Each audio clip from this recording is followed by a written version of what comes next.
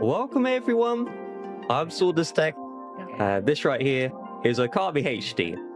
Now today, like Oz said, is a very special day.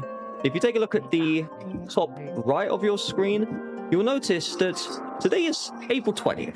Now, I mean, for a lot of people, that's just another day at the office. But for Okami fans, today is Okami's 20th anniversary. This game first came out 20 years ago. And to celebrate it, we're going to be doing the longest speedrun that I could do possible, which is Okami Glitchless. Everything is going to be shown today. Now, if you haven't played Okami before, or maybe you have played Okami and, you haven't completed the game, Glitchless speedruns are great because I'm effectively going to show you where to go, what to do to advance the story. At the same time, you're not going to get any spoilers because it's going to be pretty obvious the reason why in a bit. And finally, if you have played Okami before, well, the good news is you're going to see it played quickly. So I'm ready to get this started.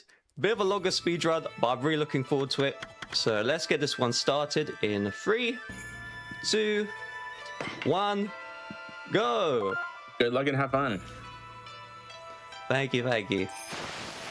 So starting off the speedrun, the game is going to present me with a 10 to 14 minute movie. Now, this might not surprise you, but I will be skipping all of it. So this explains the plot of the game, and to just tell you, what the cutscene is showing, what the plot of this game is, I'm playing as a Saunder wolf called Amaterasu. She's been resurrected after 100 years, and, her power isn't like it used to be. So we have 2 objectives here. Number 1, restore Amaterasu's former power, get her to be that sun goddess wolf. Second of all, this evil 8-headed serpent Orochi, he's cursed the area we're playing in, which is Nippon, and we need to lift the curse and defeat that 8-headed serpent. So starting off the speedrun, I'm in the tutorial section. This is where you learn how to play the game, but we're also going to do some speedrunning tech as well. The first is speed preservation. So Amaterasu, she builds up her speed over time, but with time, or with cutscenes even, her speed is going to be lost. But I can avoid that entirely with a trick called speed preservation. So check this one out. I'm going to jump into a cutscene like this. That preserves my speed. And then I jump out when the cutscene ends, and that immediately puts me to max speed. That allows me to go from point A to point B a lot faster. Amaterasu also has a tail. Now her tail is a brush, and her brush can be used to manipulate the real world environment. You saw me use it there just earlier. You will see more of it later in this speedrun. Now, the next trick, this is a secret trick, and it's taken 18 years for someone to find this. Check this out. So I'm currently running up this hill, and I'm running up this hill faster than you would do, faster than anyone else would do. And that is a trick called Zoom Rifty. So veteran speedrunner Rifty RTA, he did some glitch hunting, and he found that by holding this button, people thought it did nothing. It's called ZR or R2 or ZT, depends on the controller you're playing. If you hold that button, you go faster. No one realized this until Rifty figured that out 18 years later, which is kind of crazy. It took 18 years? That's amazing, actually. Amazing that it took 18 years to find that. It's one of those things. I think what happened is because you can't see that with the human eye, there is this PC cheat called the OMG cheat. It's a cheat made by another speedrunner called Oride. Oride is a speedrunner and glitch hunter, and with that cheat, I think you can see the speed values, and Rifty noticed that you can just hold down the button and go faster. But what you should notice right now is I'm going to skip a fight in Okami HD. Here we go, the first fight skip in Okami HD. 3, 2, 1. And there we go. I just skipped the fight just like that. And beautiful. what I didn't tell you is I actually skipped another fight. So I just skipped 2 fights in a time period of 30 seconds. So what is the magic? What am I doing? Well, you see that red gate to the left? If you run under the gate, the fight begins. But what I did is by running to the left of the gate, the fight will not start. And so, if you haven't played Okami before, maybe you played it before, and you want to do a fight skip, you could load up the game right now, start a new game file, and in under 5 minutes, you would have already been able to do 2 skips, which is really awesome. Yeah, and honestly, that's a lot of the reason why people love glitchless runs and people love these types of runs, because it allows us for like a much more approachable route that maybe glitch runs are a bit too intimidating for, even though it might be a longer run usually. I agree with you 100%. And the beauty about Glitchless in Okami as well is that we are playing on New Game Plus, and so I will show you what that looks like very soon, and you understand the charm of New Game Plus. But first, I'm in Kamiki Village, and we have a pretty big issue, which is that all of the villagers, they are stone statues. They are not moving, and currently we are stuck in nighttime, and we're going to be stuck forever. And so, Seems like an issue. Go ahead. I said that seems like an issue we need to solve. It definitely is a very big issue. But the good news is, Saunders Amaterasu will be able to solve it. So, first of all, I'm going to do a bit of parkour to get up Oh here. my god. This dog has hops. Yes, she does. It's pretty cool. There are some Easter eggs, like, so you can get a stray bead by doing that little parkour sequence there. But that does help us get to this platform faster. And boom, I can draw the sun. I'm Saunders Amaterasu, and I can draw the sun. So check this out. Remember what I was talking about with New Game Plus? You see, where there's a fight, everyone's gonna die immediately. Check that out. Very incredible. So, Whoa. what I used right there was an item called Exorcism Slip. Those are items that you get later in the game, but what New Game Plus is you've completed the game before, and now I'm on my next playthrough, and in my next playthrough, I can use some items that I had in the previous playthrough. Not everything will transfer over, but a large chunk will, and the Exorcism Slips, you may get them later on in the game, and later on they are, pretty balanced, but early on, they will destroy every enemy immediately. So right now... I see. Oh, go ahead. No, I was just saying, like, I see. Like, I was gonna ask, like, what the differences between like New Game and New Game Plus are. Like, what are all the things you can do? Is cutscene skipping part of New Game and New Game Plus, or just New Game Plus? That's actually an excellent question. So you'd think that would be a simple yes or no. However, that is not the case. So when the game first came out, the answer to that question would be no. If you're playing on PS2, you're playing on PlayStation 3, you need to watch all the cutscenes. You need to watch that 40-minute movie. And how it works is if you watch the cutscene for the first time, only in the second time can you skip that cutscene. And so for the longest time, New Game Plus glitch speedruns were the only speedruns done, because you either play New Game Plus and you skip the cutscenes, or you play New Game and you have a 7-hour cutscene collection. Think about that. Yeah. 7 hours minimum from the cutscenes. But with the 2017 remaster of the game, they do give you the option to skip the cutscene. You do need to press the start button twice, so the PS3 is the fastest version of the game for speedrunning, this category precisely. But I will go into the version differences a bit later. Right now, we have our main protagonist of this game. He's called Susanna, and so Susanna right here, he is the son of the Nagi individual. So Nagi, he was that statue inside the tutorial section. He defeated the 8-headed serpent Orochi 100 years ago. And in present day, his son Susanoo, he is coming here, and we need to work with Susanoo in order to defeat that 8-headed serpent. But you'll notice, he's trying to cut stuff, he's trying to cut that boulder, he cannot do it on his own. If I do nothing, Susanoo will try and cut that boulder, and he will fail epically. And so I need to use my brush, and I'm using my brush in order to cut down the rock, cut down the wooden shacks, because you can't even cut those out as well. Now I have left the Kamiki village, and we are in Shinju Field. So you have a better look at the curse that the 8-headed serpent put in the area. So you can see all that red and like, and stuff like that. And so if I were to go into the curse, Amaterasu, she would drown from the curse. And so instead, we need to deal with it. And so the way we deal with it is we're going to head into the first tutorial dungeon of the game. So this right Dungeons? Yay. Yes, I love dungeons. There's a lot of dungeons in this speedrun. I could promise you that, Ozmourn. I hope you're ready for it. I love dungeons. But here we go. So you can see currently the mud or the water is muddy. So the objective of going through this dungeon is we need to clear out the mud. We now have a bunch of enemies here, and so I'm going to equip a bunch of items. And then everyone's going to die. Wow, incredible. Woo. Wow. And so you might be wondering, what items did I just equip? So I am wondering that. Thank you. I am. So the first item that I equipped is, you notice Amaterasu now has a sword on her back.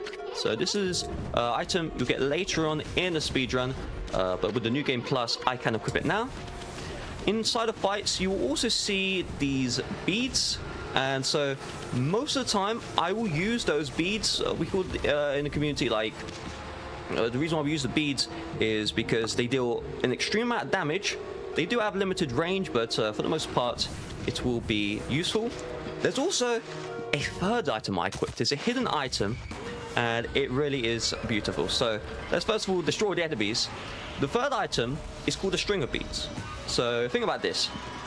Even though I have, the sword, I have the beads that they're from later on in the game, eventually they are going to lose their effectiveness.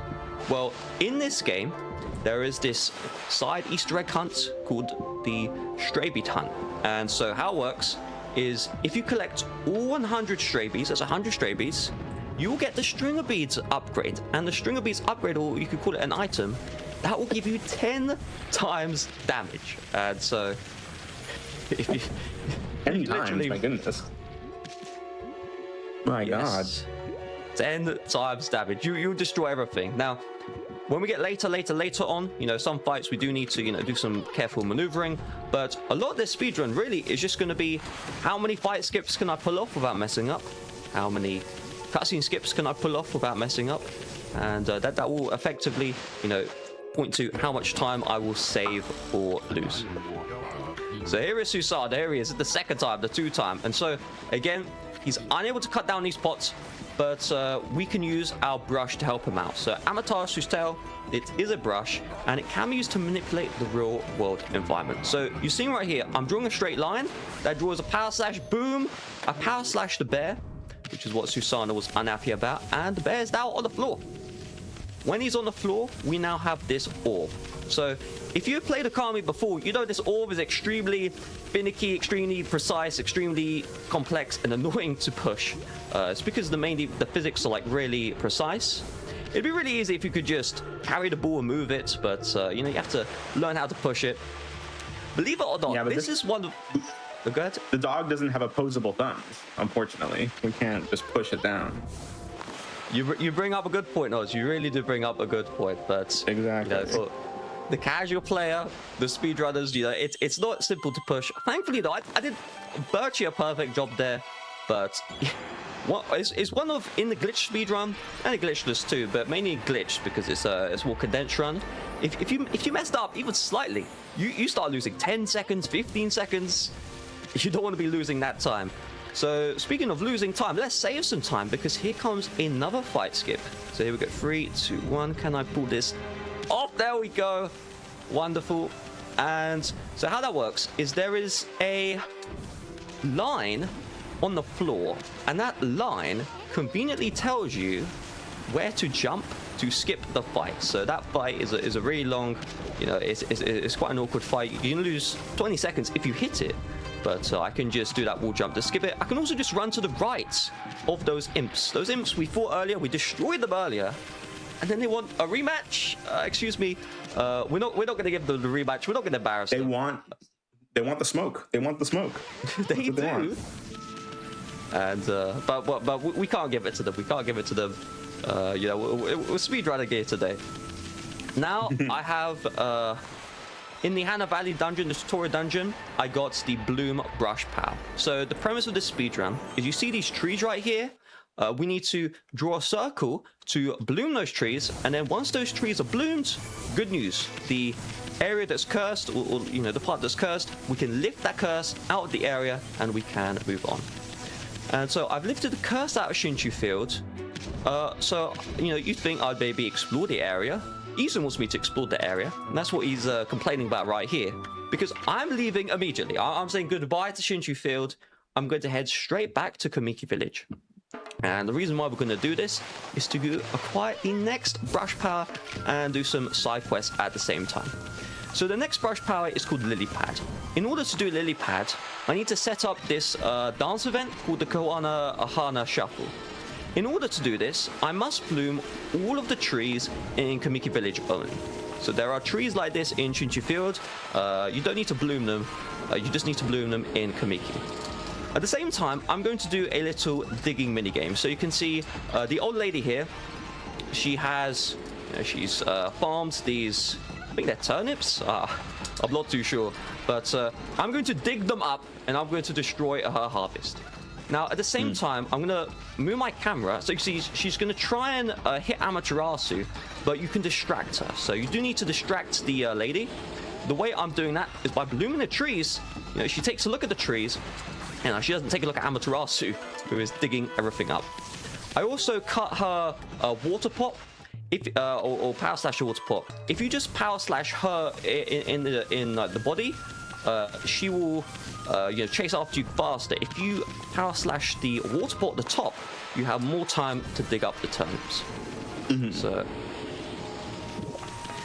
So now I need to do this wonderful parkour again. I don't like this camera angle. Let's fix the camera angle. Right. Let's try again. While you're here, do you mind if I ask you a question real quick? That's fine. Yeah, help yourself. Yeah, I am curious. With the nature of this show and the nature of glitchless runs, I see that the disparity between like new game plus any percent and glitchless is like 3 hours. So what kind of glitches would you like see in a glitched run that save so much time? Okay, so I will answer that question, but the way I will answer it is I will show it to you in about 2 minutes or so, and it'll become pretty apparent why in a bit. And so to answer shortly now, the main reason is in the New Game Plus glitch speedrun, you have the infinite jump glitch. And so with the infinite jump glitch, you can, the game developers, they didn't particularly think about, checks and blocks for the player. And so with the infinite jump glitch, you can sequence break whatever you want. So for example, earlier I was in the Shinshu Field, and in about 10 minutes I can enter the final chapter in the game with glitches. Right, so there's 3 chapters in this game. Each chapter in the glitchless speedrun takes 1 hour 20 to an hour each, but in 10 minutes I can be in the 3rd chapter. That's something that's meant to take 2-3 hours. So that's one of the main stuff, but I will come back to that in a little bit. I'm following now. I'm excited to see. So what we did just here is we did the Koana Shuffle. So the old man, he was doing his dance moves. You have the wonderful music playing. The objective is, you see that massive guardian sapling there? By doing the dance, that sapling is now full of blossoms. And the brush lords, they're going to reward us with the next brush technique, which is called Lily Pad. So how this works is on water, you can draw a little circle, and it gives you a small platform which you can jump on. This will be needed to advance into the next area. We will also need a second brush power as well. And so the main objective inside the Shinshu area is we need to get Lily Pad, and we need to get another brush power. So you can do these 2 in any order you want. You don't have to immediately leave, get Lily Pad, and then do the next brush technique. It is up to you. Now, as I do go towards the next brush power, going back to the glitched, what you'll notice here is to the you'll see that load zone that's at the very top. It's like right at the top. That is an exit to the Agata Forest, and that brings you back to Shinshu Field. And so in the normal game, you can't enter the exit, okay? It's an exit only. But, a short example would be in the glitch speedrun, you can use the KT infinite jump glitch to go into the exit, and you can skip getting the Lily Pad brush power, which is what we just did, and you can skip the next brush power we are getting right now. So what I did is I entered this house, and this guy is trying to collect these imps. So you see these guitar imps right here, and you have a name for the imp. I need to remember this name, and so this is a little side quest. We are not going to complete that side quest at all. No, we are not. And so the reason why we do that... Good. No, I see. I'm just like responding to what you're saying. I'm paying attention. Okay. I managed to forget the name of the individual I killed, but that's all right. But the reason why we enter that guy's house and start that quest, even though we're not going to finish it, the main reason why we do that is because you can see right now it is nighttime, and so I have two options. Option one is I can wait 6 minutes for nighttime to show up, or option two, by going into his house, it's going to sell it to nighttime immediately. Now I'm going to do a very beautiful skip, so let's see if I can pull it off, or will I mess it up? Oh, I pulled it off. Whew. Oh, that was incredible. Yes, let's go. Let's go. So, you know, if you haven't played Okami before, or even if you have played it before, what did I actually just do? Well, I did a skip called the fish skip. So how that works is there is a fight trigger. Now I will have to skip it again. So I'm not in the glitch yet. But so there's a fight trigger, and I just curved Amaterasu around the side of the grass. And so if you mess it up, you will fall into the water, and you have to do the swim of shame back. But if you do succeed, you will be able to skip the fight. I will need to do that again though, so I'm just going to build up my speed. I'm just going to walk around here. I might have to, this is... Alright, we're going to do a bit of the swim of shame. You need full speed there. I have skipped the fight. That's the good news. I did skip the fight. We're not going to see it. But we're also going to see the swim of shame to this platform. So we have now skipped that fish fight, which is great. The thing about the fish is, for the longest time, speedrunners thought you needed to use the KT infinite jump glitch to get around that fight trigger. And so, you know, you'd always see a KT glitch being used, or in a category that doesn't have that infinite jump glitch, you wouldn't see it at all. But this guy called Saunders Tech, he did find the new game way to skip that fish fight. So it can now be used in the Glitchless speedrun, which is pretty cool. And some other speedruns as well. What you're seeing is the combination of the brush powers that I have obtained. So I've obtained Lily Pad first, and then Cherry Bomb. And so by using these two together, we first use the Lily Pad to get up to the platform. We then use the Cherry Bomb to blow up the entrance of Agata Forest. And here we go, here's Agata Forest. So this area is also cursed. We're going to jump down immediately, and we have this hidden tunnel. If you haven't played this game before, this tunnel is a lot harder to find than you'd think. It is quite hidden, but you can just jump down, and this reveals the Guardian Sapling. Here we go. And the wonderful Guardian Sapling is going to restore the Agata Forest area.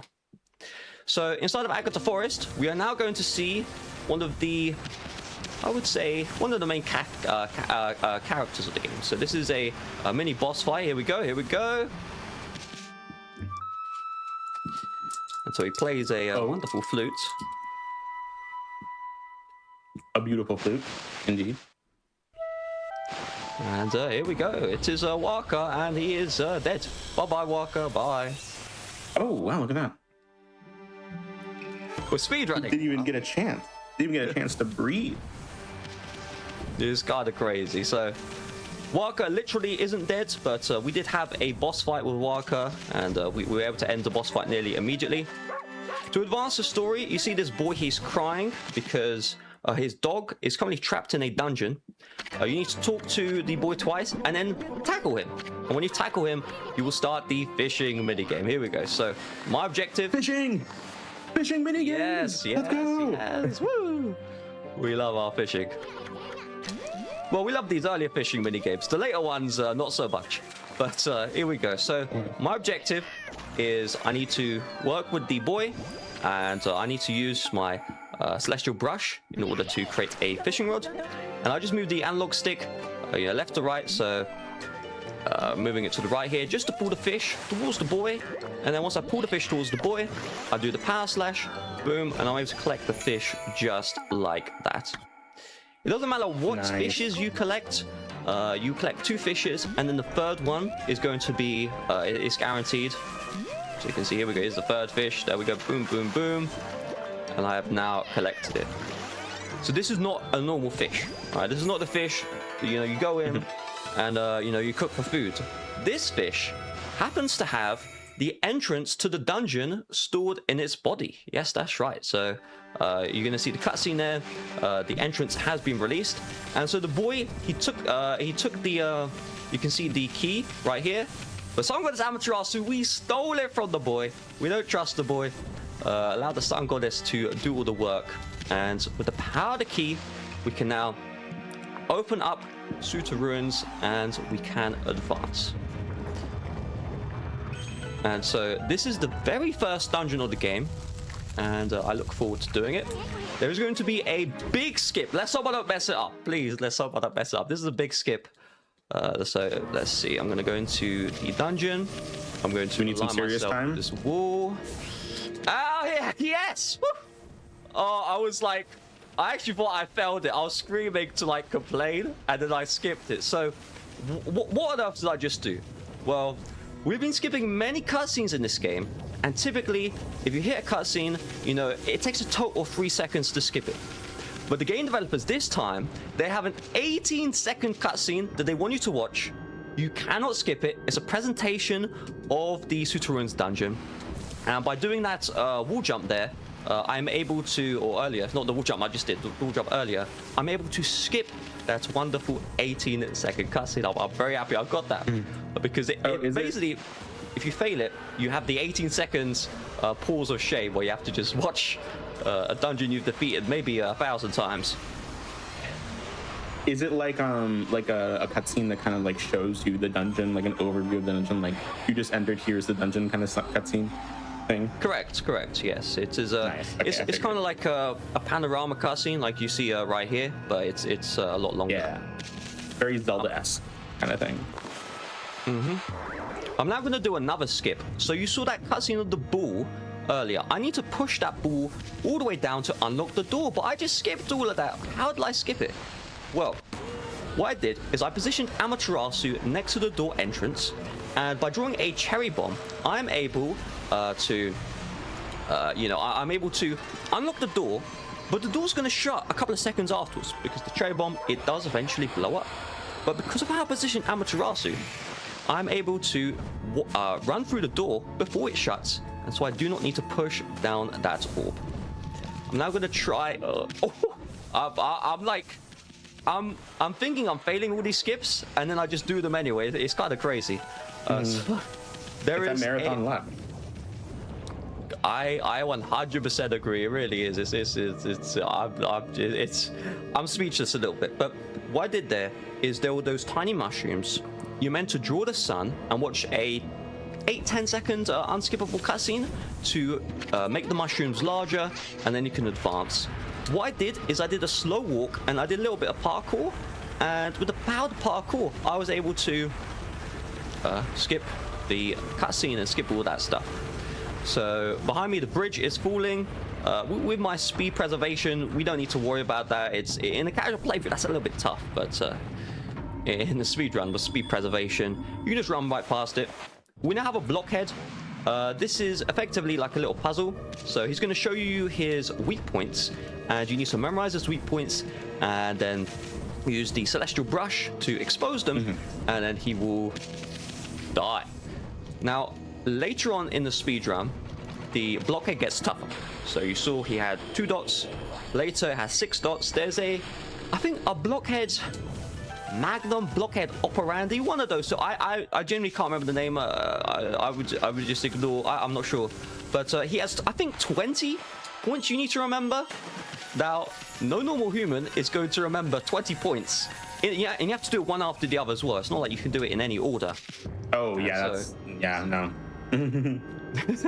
It's crazy. But I remember I played this game as a kid. What you do is you need 2 people for this. So we got 2 people. This was before before the smartphones and all that. You'd have 2 people to cover their fingers over the TV screen with where to draw the dots. So you'd have 2 people, and then they'd use all their fingers to put their hands over the dots the blockhead reveals. And even then, you might mess it up. That's the crazy part. Really? Oh wow. the good news is, the good news, this is incredible news. We will be skipping all of the other blockheads. Say goodnight to Blockhead. He won't be showing again. It is nice to see how, despite the fact that this is like a glitchless run and it's longer, that it still has like a really good amount of skips. Like it feels like it's a very like engaging run through and through so far. Correct. I 100% agree. And there's another skip coming up right here. Let's see if I can pull it off. Okay. Here. Welcome to the cutscene of shame. So unlike the other cutscene earlier, where it's just pure skill and talent if you can skip it, this one right here, the game developers, they made this an unskippable cutscene that you have to play.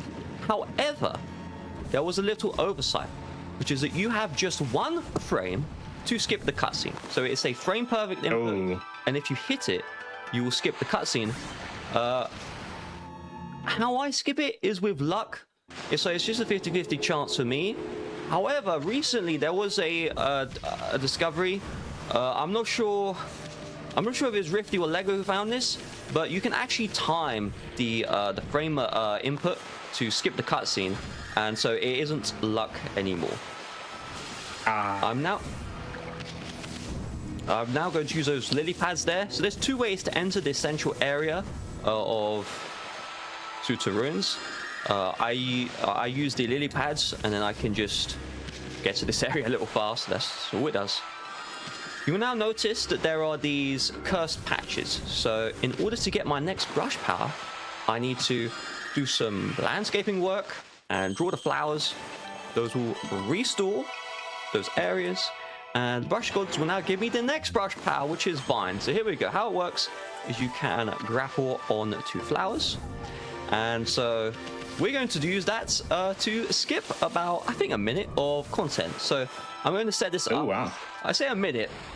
That might be exaggeration, but I'm going to put Amaterasu right on top of this bud right here. I'm now going to collect this next bud. And have I screwed it up?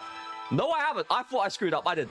So if you land on that bud that I was almost about to land on, you get presented with another 20-second cutscene of shame. And so you have to like manipulate Amaterasu's position so that the camera allows you to access one of those vines, which is slightly higher up than normal. No glitches involved there, by the way, which is pretty cool. The intended way is there's about 20 vines, and you have to go all the way around to get to the top. I skipped about 10 of those vines, and I skipped that 18-second cutscene. So that looked like a really precise movement. That was very impressive. A round of applause for Saunders here. This run's been amazing so far. It's only 30 minutes in. That's pretty cool. Speaking of cool, we are in the cave. Is this a cave? I'm not sure, but this is the first boss of Okami HD, the first real boss. So I'm going to jump around that golden gate. So if you run through the golden gate, it saves your progress, prevents you. If you die, you just go back, but it plays a cutscene, so I don't need that. And so how this works, we have Spider Queen here. You're meant to do a long running sequence to get behind her to open up her inner body. What I did is by just manipulating the camera, I can immediately open up the main bud, and then with the exorcism slip, the wonderful exorcism slip, I can destroy Spider Queen. It was very beautiful. Now, if you are playing this casually, you want some tips to defeat Spider Queen, because in the new game playthrough, you won't have exorcism slips just yet. You'll get them later, and you can use them the same way I do later, but right now you won't. An advice I would use is, with the brush technique Power Slash, there are 8 eyes inside the Spider Queen, and you can use the Power Slash to cut all 8 eyes at once, and that does a ton of damage, and so you'll be able to defeat the Spider Queen boss a lot faster than normal. I'm now going the wrong way. Why? Why am I going the wrong way? Well, that is because I need to go the wrong way now to save time later. So I ran into a mermaid spring. This is the teleportation system of Okami. And so think about this, right? You know, Okami, the very big area, needs to do a lot of running. But the good news is you have these mermaid springs that will allow you to just teleport, boom, boom, boom, to point A, from point A to point B. And so technically, I can avoid that mermaid spring, but if I do, I will lose a lot of time. Now we're in this mini game, so we need to repair the bridge of Active Forest to enter Taka Pass. And so Susano went on a little adventure, and he is now going down this waterfall, and we need to prevent him from dying. So the way we do this is we connect all of these vines to this log. By doing this, it will fling. There we go. Oh, so we almost died, but thankfully, with the power of the brush, we have brought this log back to Axe Forest, and we have repaired the bridge. Well, we built our own bridge technically, and we can now enter Taka Pass. That was so much in quick succession. My goodness. A lot goes on in this game, I tell you, it really does. And the crazy part as well is that when it comes to that mini game, you will notice those vines are showing up and you have to react to them. It turns out the game developers, they're really kind. They made it so those vines always show up in the same spot. Now, if you miss a vine, then all the future vines become random, and that minigame becomes like extremely tough. But if you memorize the vine locations, which isn't too crazy, you know, you play the game enough times, you speedrun enough times, you will remember it. It's really beneficial. So here is Waka again. Waka wanted the rematch. He got destroyed immediately the first time. And so he said, hey, round two, please round two. And so he got destroyed twice. And like, certainly nothing different will happen this time. The second time, right? Yes, I mean, overconfidence makes you careless. Exactly. But speaking of, I don't know, but I have another skip to show you. So I was trying to like wrap it round with like overconfidence, but this is Amaterasu being overconfident. There we go, I got it. So if you run down a hill, you actually go faster, and so that helps me move faster along the map because you can see I'm going to go down this hill. That increases my movement speed. And what I was doing earlier, and I'll do it more throughout the run, is a trick called the bunny hop. So why is the Sun Goddess Amaterasu bunny hopping? Well, you run down the slope, you gain that extra speed.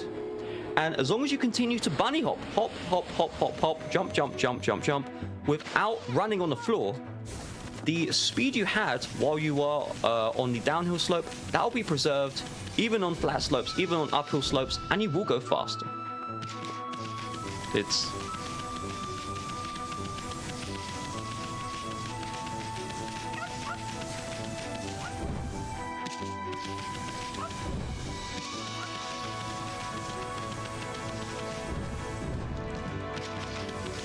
Yes, I mean, the personal example I can think of is the Call of Duty speedruns. They have this like, I think it's a strafe. They kind of have this like crazy move. They like slide across to the side.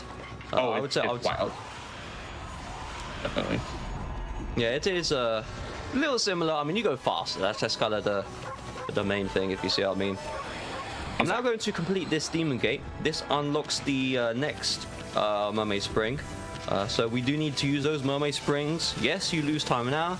You'll save a lot of time later. So now we are doing a speedrun within a speedrun. Yes, that's right. So I need it to be nighttime to advance the story.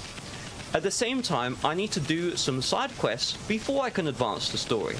So I need to finish all these side quests before it actually turns nighttime. If I'm too slow, for whatever reason, let me tell you, this won't happen, but if for whatever reason I'm just too slow, and it turns daytime again, I lose 6 minutes. So we don't want to lose 6 minutes. We are unable at this time to, turn it nighttime, or with the celestial brush. We will be able to do that later, but we won't be able to do it now. You'll notice right now, though, there are these curse patches. So the Kusa village, it's cursed, but there's no guardian sapling, there's no tree to bloom. Well, what's happening is the Princess Fusei, she is being possessed by these evil spirits. And because of this, the cursed area is shown. And by destroying those spirits, say goodbye to them. You're also introduced to a new boss here. Well, not a new boss, a new imp that died immediately. But by destroying these imps, you can see the curse is going to be lifted. There we go. Now we are able to advance. Now, in the glitch speedrun, it actually turns out by not saving the princess, you save a lot of time. So you can actually do a glitch with the curse patches if they are still remaining. You won't see that glitch in the glitchless speedrun. You have to figure that one out. Why am I not doing a glitchless? But you will see this instead. So this is the dog quest. Princess Fusée, she has her dogs. We're going to feed 4 dogs right now, but there's some extra ones that are, bless you, they are scattered across the map. And so they're hungry. We need to feed them so that they will return to Princess Fusée. And so we're just going to go across to find all of these dogs. For this dog here, he, she, it, I'm not too sure, but they have hidden inside of this bamboo here. And so we do need to cut the bamboo down and feed the dog just like that. There we go. Look how happy that dog is. I've never seen someone so happy. Oh, well, I mean, look how cute the dog is. I would say my personal dog though does look pretty Probably happy. A fellow dog out. Huh? We love our dogs, but you know, if you love cats, that's okay too. It's stuff. We all have our own preferences. Speaking of preferences, let's oh, sorry. Oh, I was gonna ask, are we gonna see Amaterasu be pet today? Get some pets? We could, yeah, we could. I mean, you know, it's a tactical time loss, but we can do it. Not a problem. We can do it. I mean, it is cute to see. I will do it here and there. Of course. This game really is beautiful, I tell you. The art style, and I mean, just mini stuff like that. That you can tell. Oh. Okay, all right. I've never done that before. So we are meant to vine towards the. We're meant to. Very cool. So you're meant to vine on top of this platform here, and I successfully fell off the platform. Now, I think that's a mistake you would make if you're playing the game for the first time. But you know. It's alright. It is what it is. We're okay. We can make some mistakes here or there. That's maybe a 10-15 second loss to a missed jump, but that's fine. We have now fed all 4 dogs, and so we have angered one of them. So we fed 4 dogs. You think we did a good service. We fed them with the food they wanted, but one of the dogs that Kusei earns, Princess Fusée, sorry, she wants, the dog wants to fight us. So here we go. Here he is. He isn't particularly happy. And let's see. So maybe he's not happy that I fell down. What's crazy though is I forgot. By falling down, I did not lose time. And I will go on to that in a little bit. I actually forgot about that. You will understand why I did not lose time shortly. But here we go. The dog wants to fight me. And that was a big mistake because he is now dead. So there we go. There is Tay. He is, you know, effectively one of the bosses. And he has died immediately mainly because of the string of beats. So we have fed all... these bosses would actually learn and like realize that you just can't beat you. I mean, you know, they see Sun Goddess Amaterasu, Sun Goddess Amaterasu, and they think they have a chance. I mean, it's really wishful thinking. Exactly. But going back to why I'm not losing time, here's the reason why. So again, remember earlier I was saying I'm doing a speedrun within a speedrun, and I need to wait for it to be nighttime to advance the story. So I have done all of the quest elements that I've needed to do. Because of this, I need to wait for it to be nighttime.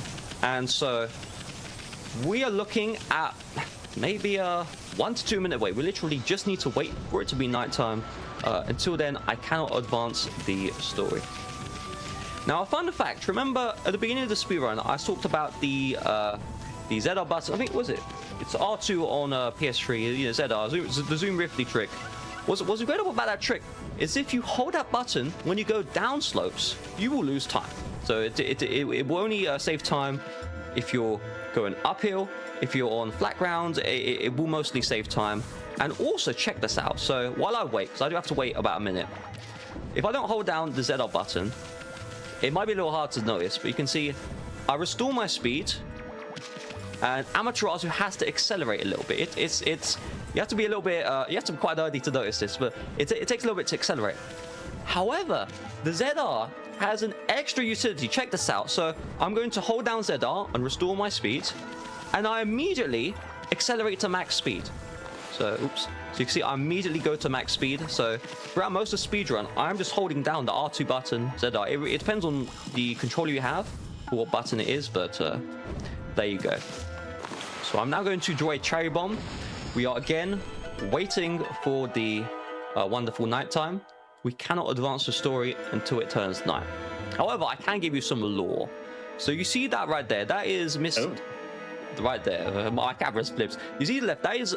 Oh no, to the right, even to the right. Now I'm confusing myself. That is Mr.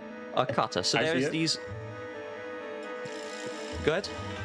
No, I see it. I see what you're talking about. I'm paying attention. So he's called Mr. Cutter.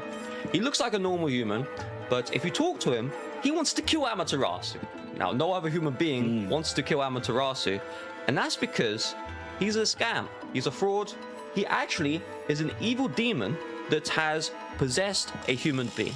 And so we need it to be nighttime to reveal the truth. So I'm going to enter down here, and only at nighttime you will see Mrs. Cutter. And by revealing her into the moon, there we go, we can see the hidden demon. The demon's going to come out, and there we go, here's the enemy, and they are going to die. Wow, crazy the way. I can't believe it. Whoa, who could have seen that coming? Who could have seen that? Oh, I just couldn't see it coming. I really could. It was. I was expecting. I thought it was going to be a close one. What's interesting about the string of beads as well? I didn't tell you this, but the string of beads gives you unlimited health. So even if I gave up mid-fight, for whatever reason, maybe I needed to dash to the toilet, and typically I do go to the toilet in that little, you know, when waiting for the nighttime. You know, I cannot die. So that's not too bad. So here we go. We have this. It's a sparrow. Right? It took a while to get the name out, but this is a sparrow. So think about this. I'm now entering Saunder Sanctuary. The King Sparrow. He is called Big Daddy Jamba. That is his name, real name in the game. That's what they called him. And his daughter was kidnapped. And so they were kidnapped by those demons. Those demons were hiding as humans. And they were going to, you know, kill the daughter and have her for dinner. And so Saunders Amaterasu, we went in, we saved the daughter just in time, and the King of the Sparrows, he now rewards us by letting us enter the building. And we do need to enter the building to advance the story. So we're going to talk to another sparrow here. We are currently sitting on a little, I guess, jacuzzi, but it's a little pond. The pond is dry, and so we have Mr. Bamboo here. We're going to work with Mr. Bamboo to find the source of the pond and restore it.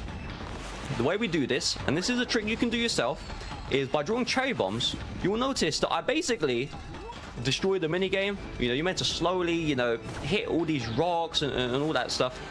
Whoops. You meant to... I was doing a... That's what I just did by accident a bit. But, you know, with the cherry bomb, you can just blow everything up, go to the bottom really fast, really great. What you would have noticed is I drew a brush power I don't have. Now, the reason why I did that is because in the glitch speedrun, you would have that brush power through sequence breaking, and you do save time using it. But you will see that brush power later. I won't spoil it. We'll hide it for now. So I have restored the jacuzzi, restored the well, and the brush gods. They're saying, thank you, Saunders Amaterasu. We are now going to give you the water brush power. So how it works, as you can see, I could just draw water. I can create a, I don't know what that is, a fountain? I actually don't know what it is, but it looks quite nice. And I can connect water to objects. You can see here, I connected water to that bamboo. By doing that, it opens up the next area. There we go, the beautiful next area. And so that's locked normally. You can't use the power slash to cut through it. You do need to obtain the water brush power. And so the music's changed. Where on earth are we going? Well, we are going to fight another dog. So you can see the sparrow here. The sparrow is upset. And the reason why they are upset is because their dog is missing. So remember that boy earlier? Oh no. Yes, it's sad. But the good news is we will power slash the correct bamboo. So it shines a little spotlight for a second to show you where that bamboo is. It does change dynamically. And my reward for saving this dog is the dog wants to fight me. So that was a big mistake for the dog. The dog is now dead, and yeah, that's not good. Now, when I do fight these dogs, they don't literally die like you see. They just, you know, they pass out, they come back, and then, you know, it's game over with them, right? So the dog is still there behind me. The developers aren't monsters, all right? Like they're not gonna let dogs die. No dogs were harmed in the making of Okami, okay? However, in fact, I don't want to spoil nothing. I don't want to spoil nothing. I'm not spoiling nothing. I was tempted to spoil, but we'll come back to that later. Someone will die later on in the story, but that's not now. Right now, though, I'm going to teleport back. So my job is I need to go all the way back into the Kamiki village. I need to complete the dog quest. So if you remember earlier, I fed 4 dogs. And then to complete the dog quest, I need to fight 3 other. That's how I didn't mess up. I think I need to fight 3 other. Be a little embarrassing if I don't remember that, but I think I remember correctly. And so in order to do that, you see that little, well, it's not little, it's a very big jug. That is a big jug of alcohol. And so we helped the lady to fill that up. That will become later relevant later on. Because what we're preparing for is we are preparing for a festival. Right? It's been 100 years until the Orochi boss was slain. And so we're going to have we have the 20th anniversary of Okami happening right now in this speedrun. But in the video game, we have the 100-year anniversary of Orochi being slain. So that lady, she was getting the alcohol ready for the celebration, though. I don't think they're going to have a celebration just yet, because there's a surprise coming. A very big surprise. But first, we have a surprise because a fish has eaten the moon. Yes, that's right. The moon has been eaten. I know, yeah. As one does. You know how when you eat the moon, you ever get that feeling, you know? That relatable experience. Yeah, I was tempted to do it tonight, but I stopped myself last. But I was. You know, you and me both. Yeah, I mean, I was concerned maybe. I'm never, you know, it's just, I don't know. But what I do know is, what I do know is that we have another fishing mini game incoming. So my objective is to recover the moon that has been dug up. And so here is the fish. There we go. So we've hooked onto the fish. And unlike all the other fishes that will, you know, they'll come out immediately, this fish wants to fight. So I power slash the fish once, and it's not coming out. The fish is not coming out. We need to try again. Round two. Here we go. Round 2. Boom. I power slash it twice, and here we go. The big fish comes out, and there it is. So this fish is called the Whopper, and I don't know how the moon fit in there, but it is. The moon has now been released. And we can now get the next brush technique. So the brush gods, they are very grateful that we have saved the moon. And we can now get the moon brush power. So earlier on, I had to wait 6 minutes to draw the crescent, draw the moon. Oh, that is okay. But now I can draw the moon anytime, so I can change it from night to day at will. What were you saying? Sorry, I interrupted you. No, I was just curious. You mentioned to me that this game was like broken up into different chapters. How many chapters are there in this? There are a total of 3 chapters. The first chapter is the longest as far as the speedrun goes. If you're not speedrunning, they're the equal length. The first chapter, I think, is an hour 20 to an hour 30. And I believe the chapter 2 and 3 are an hour each. I'm not 100% sure, but it depends how quickly I... Depends if I do a good job. If I don't do a good job, they're going to be a bit longer, but let's hope I do a good job. No, I totally get you. The convenient thing of how I have played this is I can fight these dogs at any time. So there are 3 dogs that I do need to fight. There are 4, and I'm wrong. And there's so many dogs that just want to... So many dogs just want to tussle in this game. My goodness. There's a lot of dogs. Princess Fuse, she works very hard. but that's not too bad. So you can fight most of those dogs really at any time. However, I've done a very specific order. So the final dog, he is, I think, I can't remember his name, but what I do remember is that you need to be in nighttime in order to initiate the fight. And so, you know, if I went here earlier, I wouldn't have had the crescent brush power, but because I am here now, I have the crescent brush power, and so if it may turn day, hopefully it won't turn day. I don't think I was that slow, but if it does turn day, I can set it night immediately. But for whatever reason, if I was too slow, or if I decided to fight this dog now, well, I'm going to be waiting 6 minutes. 6 minutes of time loss, just sitting there doing nothing. That is not ideal. So we will talk to the doggy. Fight. So here it is. Here is the final dog that I need to fight. Let's see what happens here. Oh. I wonder. Okay. You know, I thought something different was going to happen that time. I really did. Well, I am sorry to leave you disappointed, but the dog gets destroyed immediately. One thing though that happened earlier with an earlier dogfight, very keen viewers might have observed this, but something crazy happened, which is that one of the dogs didn't die immediately. So each dogfight has a little bit of RNG. They have multiple attacks, and one of their attacks makes them invisible. So the dog becomes invincible, not invisible, invincible. If they become invisible, I'd be a little bit concerned.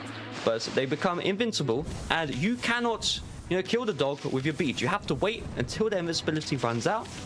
And so one of those dogs, they didn't die immediately. They fought back. They fought back. They couldn't tolerate it. Now we need to continue the story. So I'm going to do some weird maneuvers. I'm actually going to draw a cherry bomb. So this is one of the few times where I draw a cherry bomb.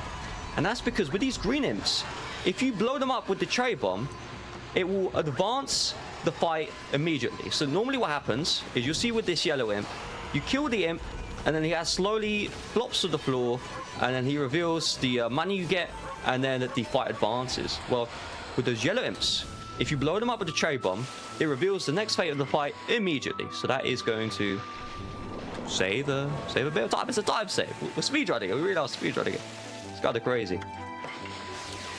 Now I'm going to use the teleportation system. So I have been opening up all these mermaid springs, and this just allows me to, you know, go from point A to point B a lot faster. And the way I'm going to do that is with the mermaid springs, I can now teleport straight to Tarka Pass. If for whatever reason I forgot, and then I have forgotten before, to open up the mermaid springs in a competitive speedrun, that is game over. You failed the mission. In the marathon speedrun, you have to run all the way back to Tarka Pass. You were looking at 2.5, 3 minutes time lost just like that. That is not ideal at all. But what? Sorry? No, I didn't say anything. Sorry, no worries. So that's on me. That's on me. I'm like, I have a. So the way I'm doing this is my capture card is a little bit messed up. So I mean, think about this, right? There's a little bit off topic, but related to that. So think about this, right? You have a capture card, and you think that with the capture card you can capture the video just fine on this capture card, but the audio, capturing the audio is extremely complex, and so the built-in audio recorder on the capture card doesn't work. So I have to use a workaround. It's not ideal, but that workaround means that I have to. So for viewers at home, I have a live stream opened up. That live streams to Games of Quick HQ, and I think Tech, they have, you know, on one channel the game audio, other channel my mic audio, so they can like change those values, and I'm assuming they'll have your. Yeah, a little bit of a peek behind the curtain. There. Yes. Yeah. And then I would assume they have your audio in another channel, and you can just slide them around. But I also am in a Discord call. So I'm in a Discord call, and so you know, I'm in a separate Discord call. if I were to join that Discord call on my computer, for whatever reason, or on my main computer while I'm streaming, on the live stream, you would hear Oz's voice twice, you would hear the game audio twice, you would hear my voice twice. That's not good. So I have a laptop right in front of me, and that has the call open. And so a long explanation just to say, I'm looking for these like green lines that show up, and they sometimes show up even if you don't speak. So that's what happened there. I thought you spoke because a green thing showed up, but it's like the mic sensitivity. All that to say, welcome to Gelstride. Here we go. Here is Gelstride. So the intro part, there was nothing going on. We went to the right to get this key, and watch this. I'm going to throw away the key. Goodbye, key. And so I need the key to advance, but I just threw the key away. Why did I do that? Well, because the key just comes back automatically. Oh, I guess that's why you did that. Okay. Yeah, so it doesn't save time, it doesn't lose time, it just looks pretty cool. So there you go. That's not too bad. We now have the ancient Japan elevator technology. So this game is based in Nippon, which is ancient Japan, and that was an elevator. And how it worked is I used cherry bomb to blow it up, and then by blowing it up, it just took me all the way to the top. I'm now going to do a skip that I've never succeeded doing before, so just assume this won't work, but we'll try it for the fun of it. If that works, okay. But the fight has ended. We need to go all the way back down to activate the elevator. But what you can do is, as the fight is ending, you can draw a cherry bomb, and if you draw it in a precise way, it will cool the elevator without having to fall back down. So it's not a particularly crazy trick, but you do need to spend 5 minutes to learn it, and I have not done that. So I failed it. So it's only, you're looking at 5 second loss there. It's nothing too crazy. Hey, I didn't notice the difference. I didn't notice the thing. Don't worry about it. But it's fine. We got up there eventually. I mean, that's the important part. And what are we doing? So we are in the Gelstride dungeon. This is a massive windmill, but this boss, he's called Crimson Helm, and he has, you can see the sky is grey, and he has his own wind running, which is preventing the windmill from operating. And so we've entered the dungeon. My objective as Sunglass Amaterasu is we need to reverse the evil winds. There we go. And once I've reversed the evil winds, I have overridden Mr. Crimson Helm's curse. And now the sky is nice and blue. The windmill is running again. And the brush gods, okay. And the brush gods, they're going to reward me with the next brush technique, which is called Wind. It's called Galestorm actually, but I called it Winds because I forgot the name immediately. But it is called Galestorm, the actual name. So how it works is you draw that little wind icon and it blows stuff. Now earlier on in the speedrun, I used Galestorm by accident to try and finish that minigame faster, the digging minigame. You're not meant to, you don't get Galestorm, when I used it, but if you do use glitches, you will. Now we need to go all the way back down to fight the boss. I mean, we need to say hello to Mr. Crimson Helm. So I'm going to try and preserve my speed. And let's see what happens. So I'm going to go all the way down the elevator. There we go, very soft landing. And I'm going to try and skip this cutscene, though I've never succeeded at it, so I think I'm going to fail. And I succeeded, and I failed at the same time, so that's not too bad. We'll just watch it anyway. So how that works is if you are running while the elevator is moving, you can move without the cutscene playing. So I don't know if that's called an elevator, but this platform here, it's a bridge. So the bridge will move. The problem is, I got the trick successfully. However, in the moment, I had a split-second reaction that made me think I didn't get it. So I jumped, and by jumping, I fell off the map. So I had to try again, but that's okay. That's why you can never doubt yourself. Never doubt yourself. Correct. Now, okay, so I've got to do some wonderful parkour here. So this is not the intended way to complete. Okay, well, let's try that again. That is not the intended way to cross this area. Instead, you're meant to do a bit of a side view. However, instead, and by the way, doing the intended way at this point would have been faster, but that's all right. I got it before SGDQ 2026, so that's not too bad. Before SGDQ began, but so hey, sometimes you just gotta do the strats for swag. You know, that's the most important thing. Everyone knows that. Yes, I mean, I mean, many speedrunners have this issue where, you know, we look at a trick and we say, hey, look how hard this is. Hey, look how hard this is. The reason why we say this is because if you do a speedrun perfectly, you kind of make the game look easy, even if, you know, you're casual, you pick up the game, you try and do, you know, what you see, it becomes, you know, very hard. That honestly, you know, it is quite difficult, but no, I get you. If you put some practice in, you'll do a good job, okay? But I don't know, it's alright. What isn't alright though is that Crimson Helm is dead. So the Crimson Helm boss, if you blinked, you missed it. If you were listening to my waffle, you also missed it. But he is effectively a horse, and the game developers, what they want you to do is they want you to slowly damage him. It takes quite a while, and then you see that armor that he currently has. The armor plates, they all go away, and then once they are gone, you can start attacking. However, with the exorcism slip, you can destroy the armor immediately, and then with the 10 times damage, you can kill Crimson Helm immediately. So that's not too bad. So we have now destroyed Crimson Helms. Say goodbye to Crimson Helm, and he's gone. Very nice. Very, very good. We can now leave the Gale Shrine. Princess Fuse, she was congratulating me. We can now go all the way, and we can start the first boss, which is Orochi. So we're not going to start immediately. We have to do a bit of backtracking. Then we have to do a dungeon. But first, let's discuss, you know, the version differences of Okami. What is the best version to play on? And why on earth am I playing on a PS3? So think about this, right? PlayStation 3 released in like 2000, you know, in the 2000s. I think 2006, 2005.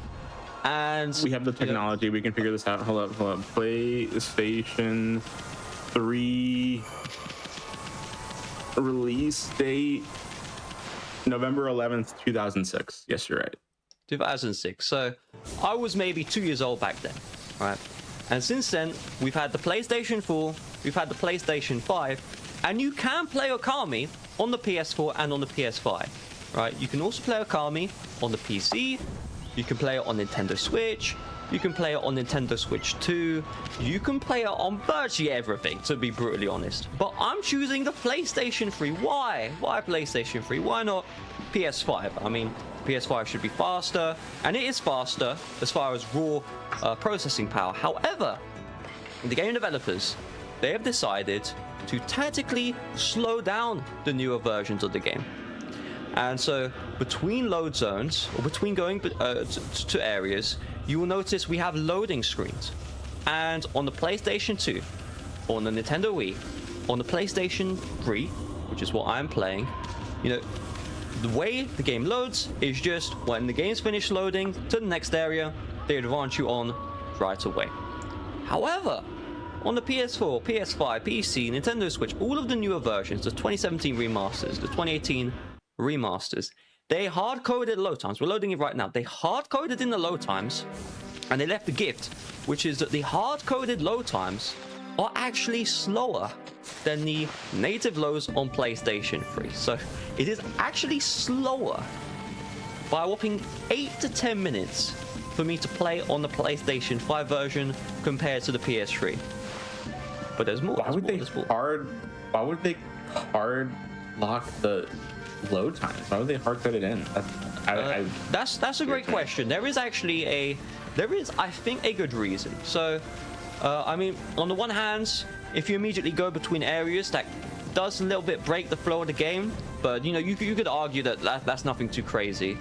The main reason I think is on the original PlayStation 2 version, there is this feature called mini games. So on the PS2, very old console, takes a very long time to you know, go between load zones, and so you can play mini games while an area is loading. And they removed that on the Wii. They removed that on the PlayStation 3 because these consoles, you know, those consoles are more a little bit more powerful. However, they reintroduced that feature on the remastered versions of the game. And my understanding is if they didn't hard code the load times, you wouldn't be able to play the mini games. Right now they are off by default, so it's a bit of a contradiction. But you can turn them on, and let's say you did turn them on, and the low zones were just like that. You know that might cause some issues. But no, that makes perfect sense though. I completely understand what you mean. Let's say hello to Moon Cave. So this is the dungeon where the 8-headed serpent Orochi lies. The bridge to fight him, like the bridge to where his lair is broken, and so we need to fall down into the underground area. And I have something to ask you on the spot, Oz. So later on, very soon, the game is going to give me a, how do I explain it? It gives me a mask so I can blend in with the other imps, and I can draw whatever I want on that mask. And I'm giving you the honor. You get to choose what do I draw on that mask. It's completely up to you. I'll try my best. I might, you know, screw up, but I will try my best. I think you should draw the GDQ logo from memory. See if you can. Okay, all right, I will try. In order to, oh, 1 minute. Oh, no worries. 1 second. Sorry. I mean, I went to take a cough, so I just went to quickly mute my mic. But here we go. Here is the face mask. All good. So let's. I was looking at this logo about 10 seconds ago. That's the crazy part. I'll just do a. Yeah, I can't even remember it. That's exactly what it looks like. You're right. Oh, really? Right. Oh, wonderful. I think that should be our new logo. Actually, that exact design, right there. There we go. That's if you ever want a picture, there you go. Let's see. Wonderful. Got a nice freeze frame. Beautiful. Beautiful. That's gonna be the thumbnail to this YouTube video. There you Shout out to those watching on YouTube. We're gonna have the best thumbnail. We really will. It's gonna be great. It's gonna be so much fun. We can now enter the main entrance. So those imps, they are blocking they're blocking the main entrance. If we didn't have the mask, the imps, they wouldn't let us in. They see a wolf, they're not gonna let us in. But because we have the mask, we're blending in with the other imps. They say hello, come on in.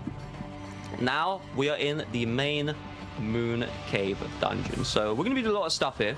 The first thing is we're gonna do a little skip. So I'm gonna intentionally. Okay, well, we're just gonna, well, you know, we don't have to skip everything in this game. Let's enjoy some cutscenes.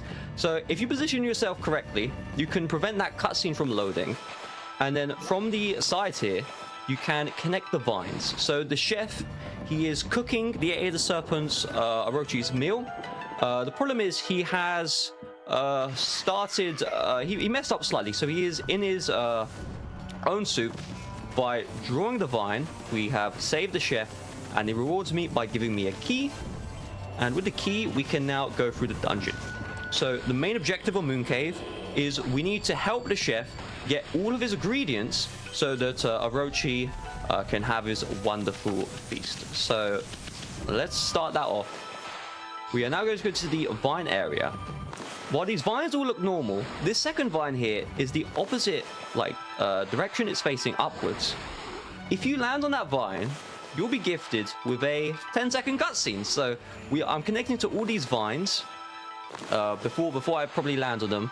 That just saves a bit of time, but also for that other one, it's you know, you kind of don't want to land on it. I move my brush a little bit. There was that eye. By power slashing the eye, it opens the door, and that allows us to get into this little fight area. So we have this ogre here. And with this ogre, you have a bit of an extra step. So the exorcism slip, it's gonna destroy everything. But the ogre is slightly immune. But what you need to do is use the slip, draw a circle, open up the ogre's bud, and then you can destroy it.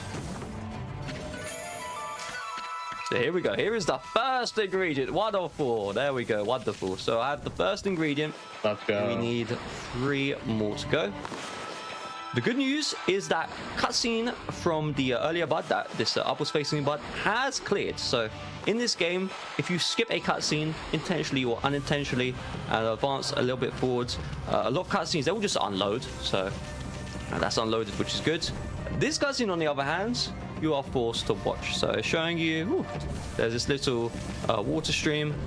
Okay, and so we're just going to use the water sprout to get up here. So we're gonna get up here, boom, wonderful. And then, are you ready for this? Another cutscene. Wow, let's have a look. So we have this panorama and it's showing, interesting. So we see this big well or big water source in the middle. That is a problem we need to deal with. But first, I'm gonna skip that fountain. Wonderful. In practice, I messed it up every time, and thankfully I didn't screw up this time. But so we get up there. That just skips that just is a couple of second time save. I now run to the end of the bridge and then go to the middle. That forces the bridge to break. If you're in your casual playthrough, you don't need to make the bridge break. However, if you don't make the bridge break, you will lose 1.5 minutes. So definitely don't want to do that. The reason being is you do need to drop down here anyway. You need to fight these enemies. And so it's just worth to break the bridge first. If you don't break the bridge and you come down here anyway, you will need to break the bridge on the way up, and it's just slow. So you don't want to be slow. Doing a speedrun here, no time to go slow. So what I did is I connected the water to the bamboo. The bamboo has opened up the pipe, and by opening up the pipe, I have drained all of the water. That is going to allow me to advance forwards, and it's going to allow me to do a very beautiful skip that's coming up shortly. So let's take a look. First of all, okay, let's try again. Okay, well, let's I heard this is we're looking at maybe 2 seconds time loss there, but no, I thought you could try and it is ideal to do a wall jump to get into the pipe. Instead I had to use the water bud. Now here's the big skip. So there's an elevator above me. The elevator's only meant to go up, but by power slashing the imp, you can force the elevator to go down. However, I can do a YOLO jump and skip all of that. So, yes! Woo! Okay. All right. That was incredible. So, that jump, try it yourself, and I present no extra comment. You might be trying for an hour. The good news is I did it first try. What I've also done is I've also skipped a fight at the same time. So what you're typically meant to do is you're meant to run to the right, like further right than I normally did. And so if you run too far to the right, there's a fight trigger, you cause a fight, you lose 15 seconds. We don't want that, so I also skipped a fight as well. We are now introduced to a new enemy. Yes, a new enemy. Wow. We won't see much of that enemy because it is now dead. But that is a spinning eye. A tip for defeating those spinning eyes is just use cherry bomb. Use the cherry bomb, and then effectively right at that current time, the eye is immune, so you can't attack it. But with the cherry bomb, you can damage the eye, and you can stun it, so your weapons will deal damage as well.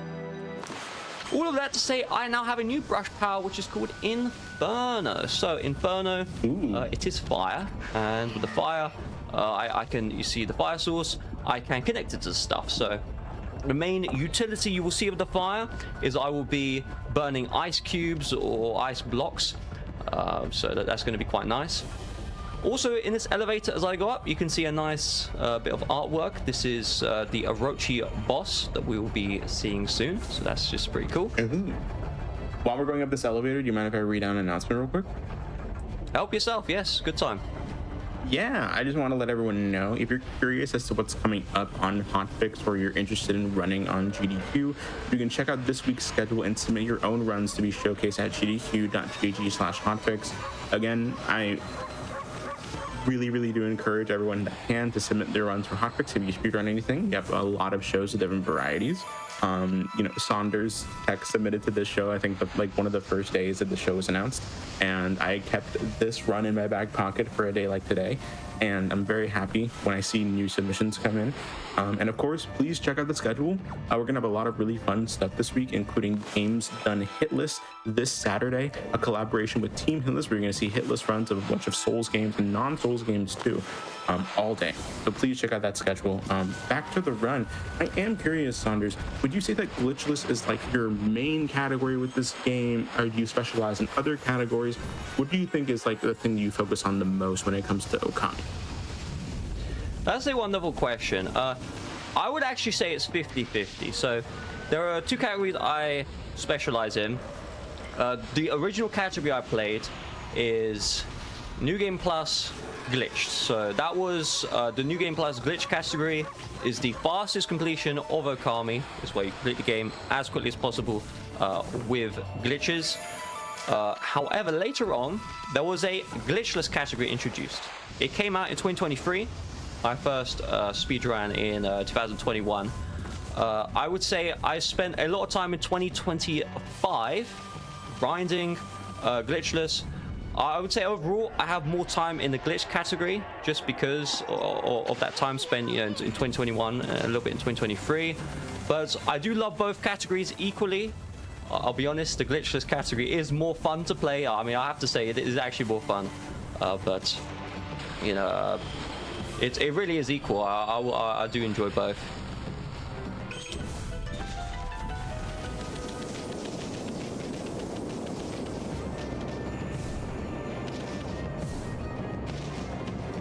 I 100% agree. Yes, this I tell you, this category is really fun. But this part though is not fun. So this is. Ooh, how am I gonna? Yes.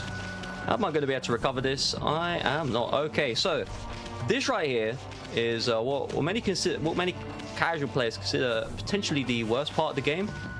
So I have this ball, and remember at the very beginning of the speedrun, I was complaining about this ball. Okay, I was complaining about this ball. You can push it, but you can't carry it. Well, you can't push this ball. You can't carry this ball. Instead, you need to bonk it. So we need to get over the invisible section. Thankfully, I did do that third try, but you know, we got there eventually. And there's also a little trick.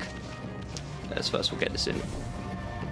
Okay, let's get it in. Let's get it, please. Let's get it in. One day we'll get it in. All right, so No worries. you might be wondering. I think you won't be wondering anymore, why do I call that so annoying? So you have to bonk the ball, but just like the ball in Hannah Valley, the original ball I pushed, the physics are extremely precise, so it's just a little bit more precise than you'd want, and because of that, the physics engine is a bit... that's not the right way. It's a bit confusing. So I got there in the end. Now let's have some fun. So I'm going to connect fire to this cannon, and we need to blow up a wall behind me. There we go. First try, wonderful. So you'll notice there's actually a long path. You're meant to run all the way around that path, and then I also need to skip a fight here. Wonderful. I skipped the fight. So you need to run around that long path to get right next to the cannon, and then when you're right next to the cannon, you can draw the fire to, you know, detonate it. However, with some camera angle maneuvering, you can blow it up from far away, and that just prevents you running to the cannon and then running all the way back. It's just very slow. We now have another fight here. There we go. Say goodbye to all the imps. They are now gone.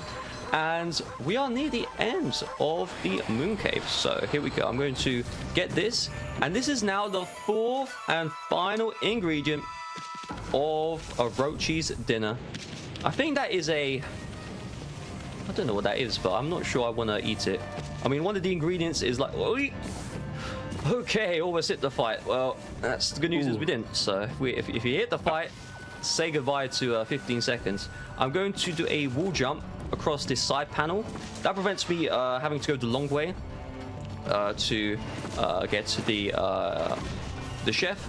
And once the chef has all the ingredients, I can now summon Orochi. So let's go here. Now, Hello, Orochi. Yes, Orochi. Say hello to Orochi. I'm going to do something cool. So, the game developers, they want you to go right next to the bell, and they want you to bonk the bell with Amaterasu's head. However, because I'm playing New Game Plus, I have unlimited ink. And so normally, you don't have enough ink to just power slash the bell constantly. But because I do, you can see I'm actually going up the elevator right now. You're not meant to go up the elevator right now. It's just a visual artifact. It doesn't save time.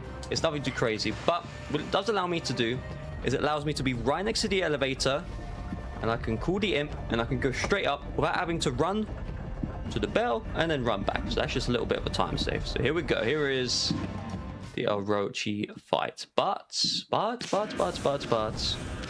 there's a little catch. We have this very long staircase, very scary staircase, and a little tip: do not press the jump button while you're going up this staircase, because if you press the jump button, it seems like there's invisible walls. You can see I'm not falling off the staircase. However, if you jump, there's a very high chance you will just fall off the staircase, and you will lose 30 to 45 seconds, maybe a minute if you're having a terrible day, and that's not good. So here we go. Here is Orochi. Here's the big guy. So unlike all the other bosses, we can't just destroy him. Instead, we have a step-by-step procedure.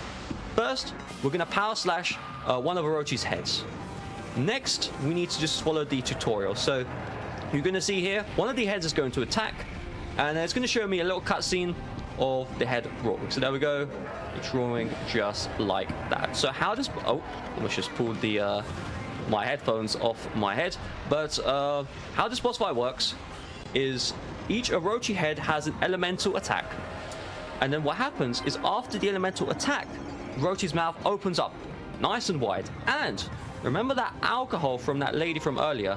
We have that alcohol in our possession, and we can use that alcohol to make each Orochi head drunk. So we're going to do it one by one. So I've now made the first head drunk. Oh, I've now made the first head drunk, just like that. And so there we go. Orochi is now passed out. One of his heads passed out.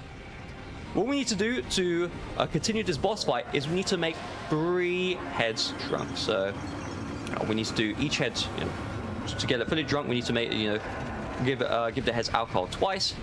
And so there we go. We have the wonderful fire hitting me. The thing about the fire hitting me is it does not damage me at all. Again, string of beads, we're good to go. A tip if you are playing the game casually and you don't have string of beads and all that stuff, you see this like poison here, you can just draw little winds, and you can see it just pushes the elemental attack away, so it won't hit Amaterasu and you will not take damage. So here we go. One more attack. Oh no, Amaterasu's getting hit. No. And now, when all 3 heads are stunned, there's a bell in the middle of the map. Now, please do not blink. If you blink, you will miss this. So, here we go. Here we go. I'm looking. The second phase of Orochi is a 10-minute phase. It's meant to take 10 minutes if you're a casual player. However, if you're doing the speedrun, you defeat Orochi in 10 seconds. Yes, that's right. Say goodbye to Orochi. Bye-bye, Orochi. Bye-bye. Bye. So, that is... It's not a glitch what I just did, but that is a strategy that... How do I say this? That's a strategy that the game developers did not think of. So what they want you to do is they want you to make each head drunk again on the second phase, and then when the head is drunk, you can deal damage to them. However, you can use the beads to attack Orochi, and so I use a dojo upgrade. You'll see the old man later on in the speedrun. I used the dojo upgrade to give myself unlimited beads, so I could just do unlimited beads. You may have a limit, but with the dojo upgrade, you have unlimited, and you can just destroy the Orochi boss. Now, I understand that we have breaks scheduled. This is the end of chapter 1. Are we taking a break? Question 1. If we are, I do have a little announcement that is relevant. Please let me know. Yes, if now is a good time after the chapter 1 to take a break, now would be a great time so we can take a break. Quick announcement before we take the break is very related. So what you'll notice is I'm currently saving the game. Now, you might be like, okay, why are you saying that? Well, for the longest time, you speedrun Okami, First time, 4 or 5 hour speedrun, no breaks. But breaks are being introduced into the Okami speedrun, and so you can take the break, you can relax a little bit, you can come back, and so if you are trying to speedrun Okami yourself, you don't need to spend 5-6 hours in one sitting. You can take the break here and there. So if you do want to speedrun Okami, real quick, speedrun.com/Okami, the Discord server is right there. And yeah, let's go to the break. So Saunders, please take it away. All right, so we have destroyed Orochi. You can see the fireworks in the background, and the game, they want you to check out, you know, the village that we are in. We have just destroyed this beast that's been causing all these problems, but we don't have time for that.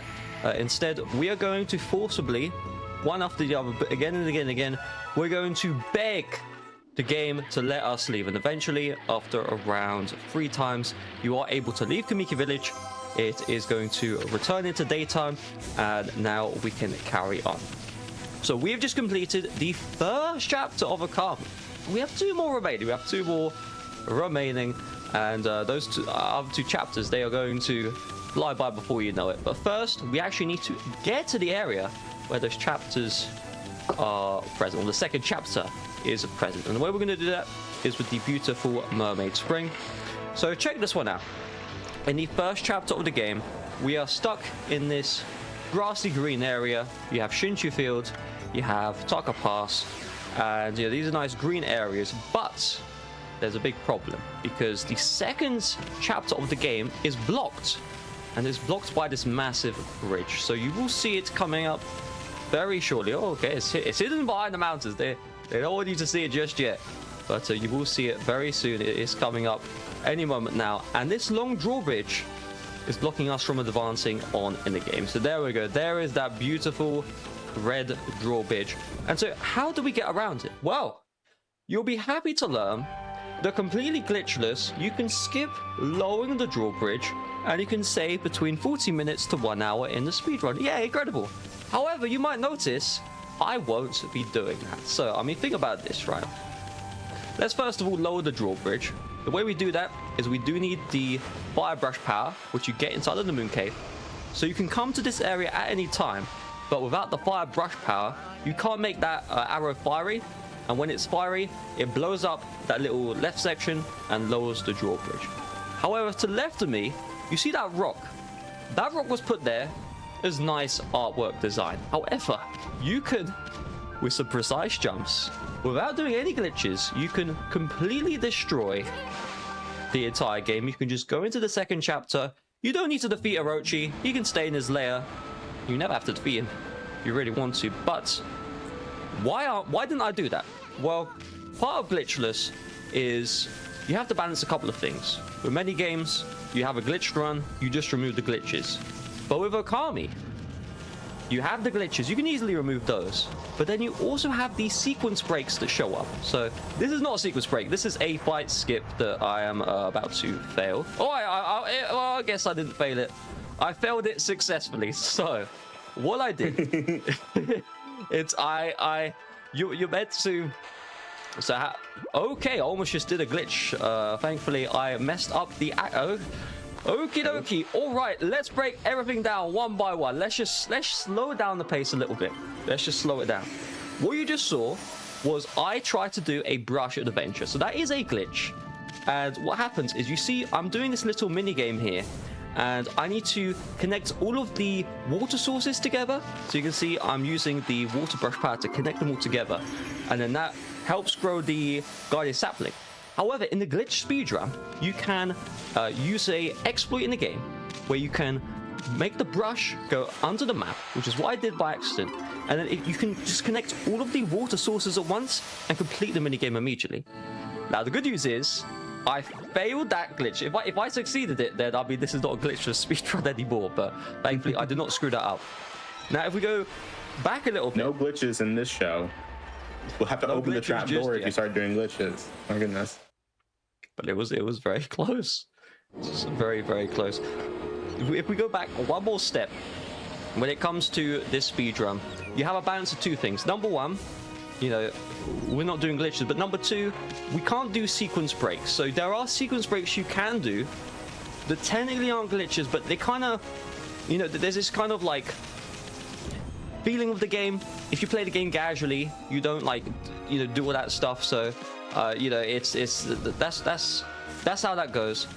Now, what's going on right now is I need to get to the dojo's house. So think about this: the old man, he's going to teach me some new tricks, and the trick he's going to teach me might surprise you. So let's check this one out. First of all, we need to swim across the dojo's island. There is a glitch where you can get yourself underneath the map. Believe it or not, the dojo's house is actually stored underneath this map. And think about it. We are in this watery ocean area, and we enter the dojo's house. We think we just go forwards. We are actually teleported hundreds of meters underneath the map. It's kind of crazy, but here we go. So I'm going to get the upgrade. It's in Japanese, but the upgrade is double jump. Yeah, double jump. So it's so incredible. Why on earth did we get this? Well, believe it or not, the game developers, in order to they force you, in order to advance the story, we need to learn this one dojo upgrade. So this is the double jump upgrade. Before, I could only jump once. If I was against the wall, I could use a wall jump and I could have 2 jumps that way. But at any time, I could just jump in the air twice. It's very beautiful, it's very wonderful, and we are going to utilize that immediately. So what we're going to do is we are going to skip another fight. This fight, from my understanding, can only be skipped with double jump, which is why I got the double jump upgrade immediately, even though I don't need it right now. I could delay it a little bit. So check this one out. I'm going to run up this hill, and there are these 2, I think, flamingos, and they want to fight me. I don't want to fight them though, so I'm going to do a jump. You think flamingos? You think flamingos? Oh, well, I guess we'll take a look at them. We'll take a look at them because I screwed up the fight skin, so but that's all right. But I must have been literal like millimeters away from skipping that fight, but it's all right. We can take the 15-second time loss. It's not a big deal. We will see more enemies because I'm going to run to the left. So you're going to run forwards. You're going to go into the Saunder area. Instead, I'm going to open and do this demon gate. So like earlier on in the speedrun, we've been doing these demon gates. We've been opening up these mermaid springs because we are going to need to teleport here at a later date.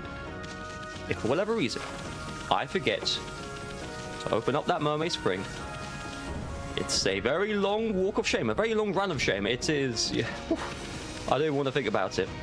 But let's think about this right now. This right here is Saunder City. So Saunder is cursed, or not even cursed.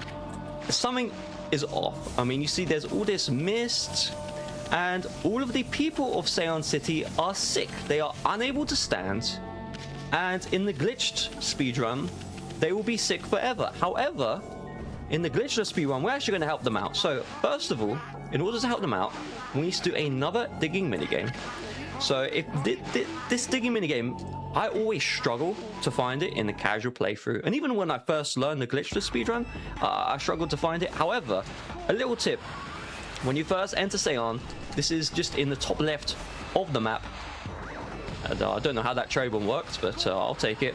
It's in the top left of the map, and it will be there every single time awaiting your service. So we need to use a combination of the Gelstorm brush power. You see those spikes? Those spikes hurt, believe it or not. So if for whatever reason the old man hits the spikes, he will just stay stunned there. Oh, okay, well, we have a little demonstration. He will just stay stunned there for like good 5-6 seconds. The way you can avoid that is by just forcing another Gelstorm, and then he will just fly away. And then the spikes on him, they'll just fly off him as well. So once we have completed this minigame, wonderful, here we go. All of the water has been restored. So we are in a canal. The canal was dry. Well, it was dry earlier, and now we have water. This is necessary in order to advance forwards. But first, I need to buy a little special item. So let's head to the shop. Let's do some shopping. We have a couple of things. Yep. I hear that water is also necessary to advance forward in real life too. So that's good that we're getting it in this game. Yeah. That's correct. Yes, it is. It is. If you don't have water, then Well, I mean, you wouldn't be able to view this broadcast because, well, but Exactly. let's not go there. But so we now need to advance onwards into the second half of Saunders City. So you can see here we have a bridge that is lowered. Now, back on the Glitchless, I wasn't properly forming my sentences, but without doing any glitches, you can skip raising this bridge. You see that little dead tree? You can actually use that dead tree to cross the bridge. It's kind of crazy. It's like kind of beautiful to see. But again, the thing about Glitchless is you're not just banning Glitchless, you're not just banning glitches, but you're also banning sequence breaks that just look like crazy. I mean, you do that skip and it just, you know, it just doesn't look right. So here we go, another fishing minigame. Yes, so we have our best friend here. He refuses to raise the bridge. He refuses unless he's able to collect the fish he wants. So we're gonna do a little fishing minigame. We're gonna take a look at all these mini fishes right here. And the main way these fishing minigames work is you fish 2 random fish that are not relevant, you don't care about. And then you have the third fish, which is the prize. So here we go. Here is the second fish, wonderful fish. Here we go. I'm so excited. Wow. I don't even know what that fish is called, but it looks pretty cool. And here is the prize right here. So this is going to be a lot harder than the other ones. The earlier mini games, you only needed to hook in the fish once, then it went to twice. Now it is 3 times. And at the same time, the fish is actively fighting me. So I'm trying to hook in the fish, and it is actively resisting. So we've done it once. I mean, wouldn't you, if you were the fish? Please, could you repeat? I was like, wouldn't you resist if you were the fish? Well, that's a wonderful question. I would. However, what I did is I did a fast cycle. So normally what happens is after you try and hook the fish once, the fish goes in the air, it goes back in the water, and then it runs away. However, what a fast cycle is after the fish is put back in the water, you can immediately, or almost immediately, take it out of the water again. You can hook it up again. And so, thankfully, I was able to pull that off. If you don't pull it off, the fish runs away, and then you can lose like a good 30 seconds if you do a bad job there. But thankfully, I didn't. Yay, incredible. All right, so here we go. So, so this right here, this is Rao. So Rao is portrayed in the story as some innocent lady. We will leave it at that. Later on, we will learn the truth. But for now, we're going to work with Rao in order to do her side quest. So the first objective is she wants these slips. They're called Rao slips, and think of these as spells. She can cast these spells, and she is able to destroy demons. She's also able to destroy doors as well. You will see that later on. And so those are Rao slips. They are in Amaterasu's mouth right now, and we need to go in and we need to transport them to Rao. Now earlier on, and you can see it right now, there was this green mist plaguing the area. I panicked for a second. I thought I didn't have double jump, but I do. So that's okay. But going back to the green mist. The green mist, everything is cursed. Why is that happening? Well, Saunders City is ruled by an emperor. The emperor has gotten sick, and so that's why all of the people staying in the city are sick, because the emperor's sickness is spreading across, and everyone is struggling.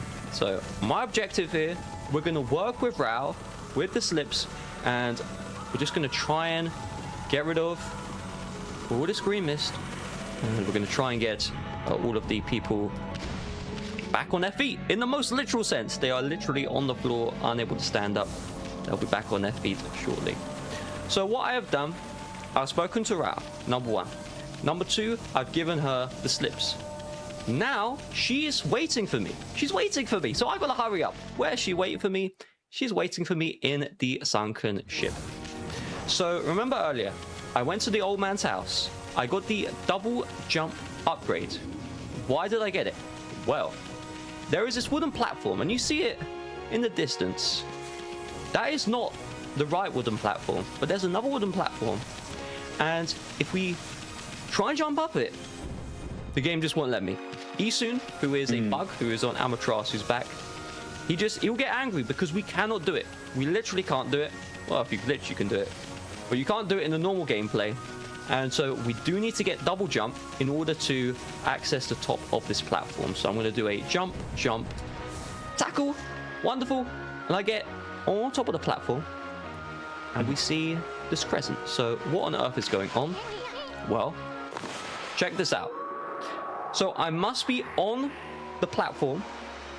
While on the platform, if I draw the moon, magic happens. Literally magic happens. So we'll have this cutscene play. This cutscene will not play, and this won't happen unless you are on that platform and draw the moon. You can't draw the moon anywhere else. But you'll notice, all of a sudden, all of the water blocking the entrance of the sunken ship has gone. And we have this beautiful waterfall. And we can now enter the sunken ship. Now, I do wonder a little bit. So we're going to meet Rao. Rao is in the sunken ship right now. I'm a little curious how she gets in here. Maybe there's an obvious answer that I'm just like not thinking of, but I'm a little bit curious.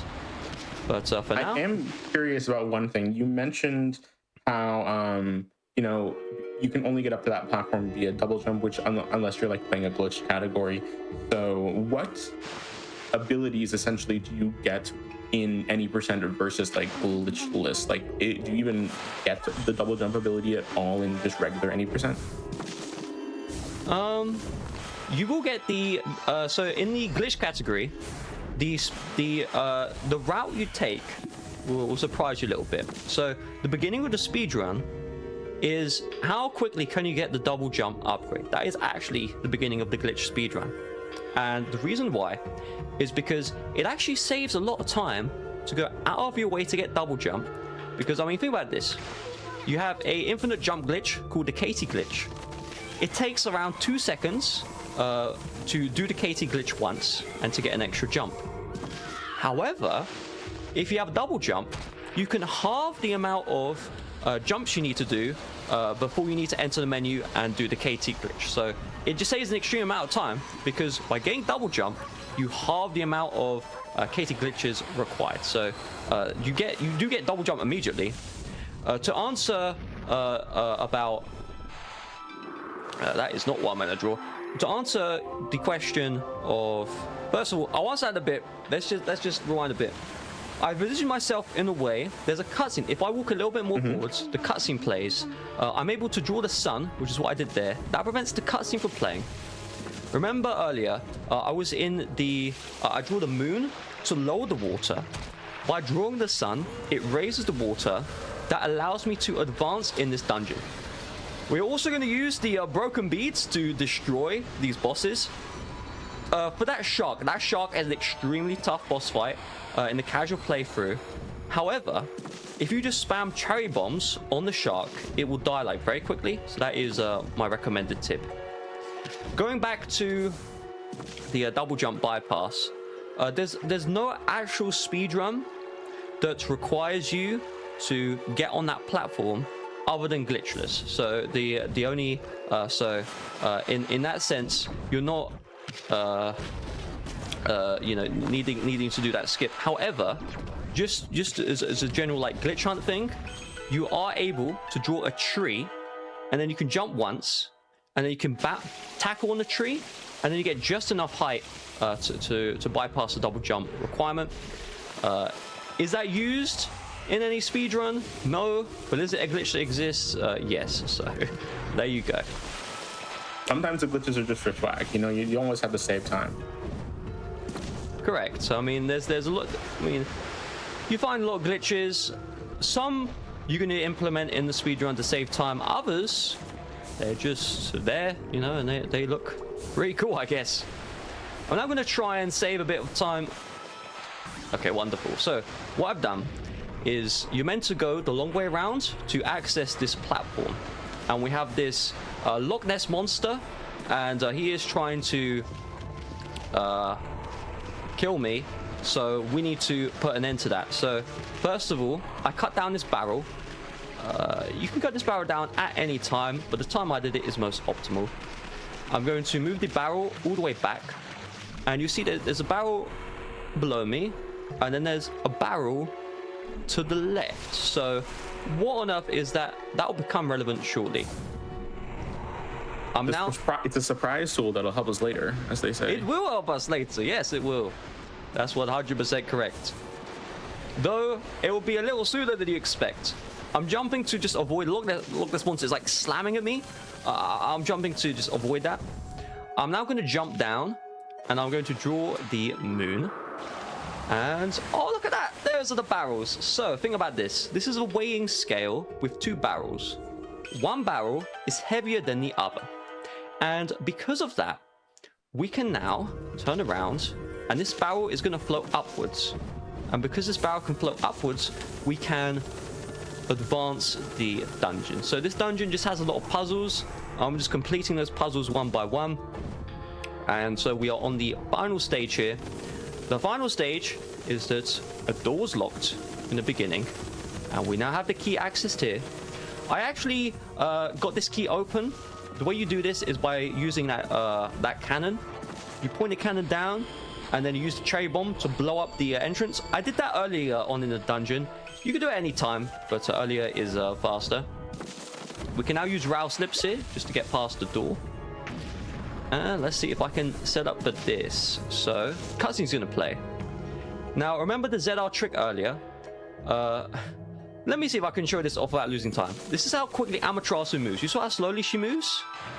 Now, I don't know if I'm able to probably show this, but basically, you saw I quickly left the area.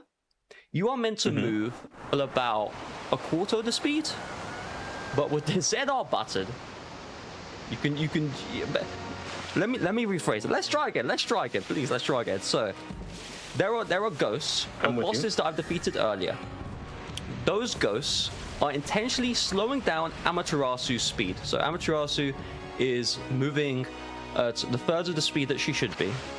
However, by holding down the ZR button on my controller, or in my case R2 button, I remove the speed cap or the speed block that those ghosts give me. And so I can just zoom at full speed, even though those ghosts are meant to slow me down. So I tell you, the ZR is a lot of uses you wouldn't even expect.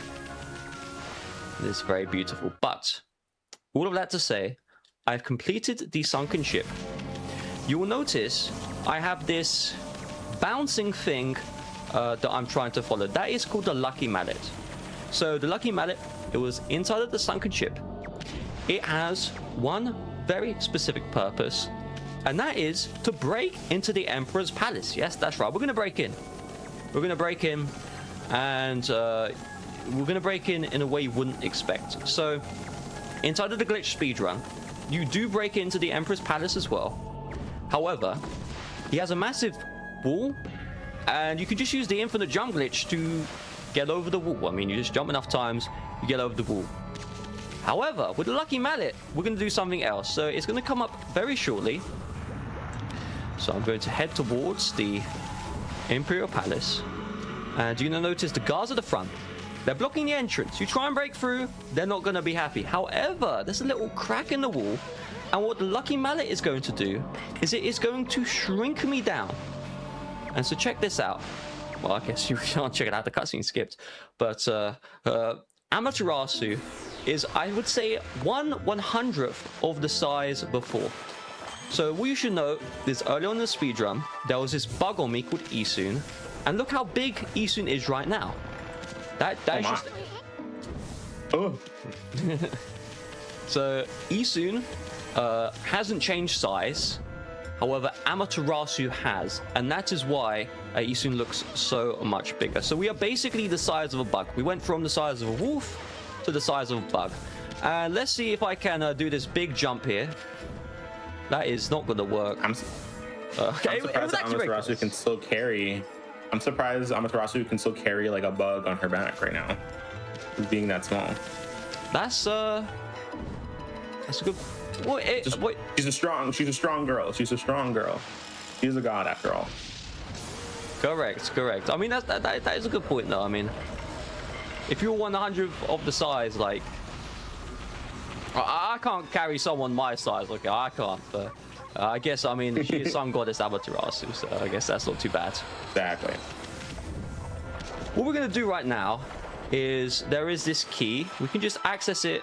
You may not go right next to it, but I think I can just go like that. There we go. Wonderful. And excellent. So remember that big YOLO jump I did earlier that skipped all of those like platforms? Well, the reason why I did that is this. So I'm playing all these cutscenes. So I just played these 2 cutscenes. But if I played them earlier, what would happen is, what I did is I jumped into the lava or the poison.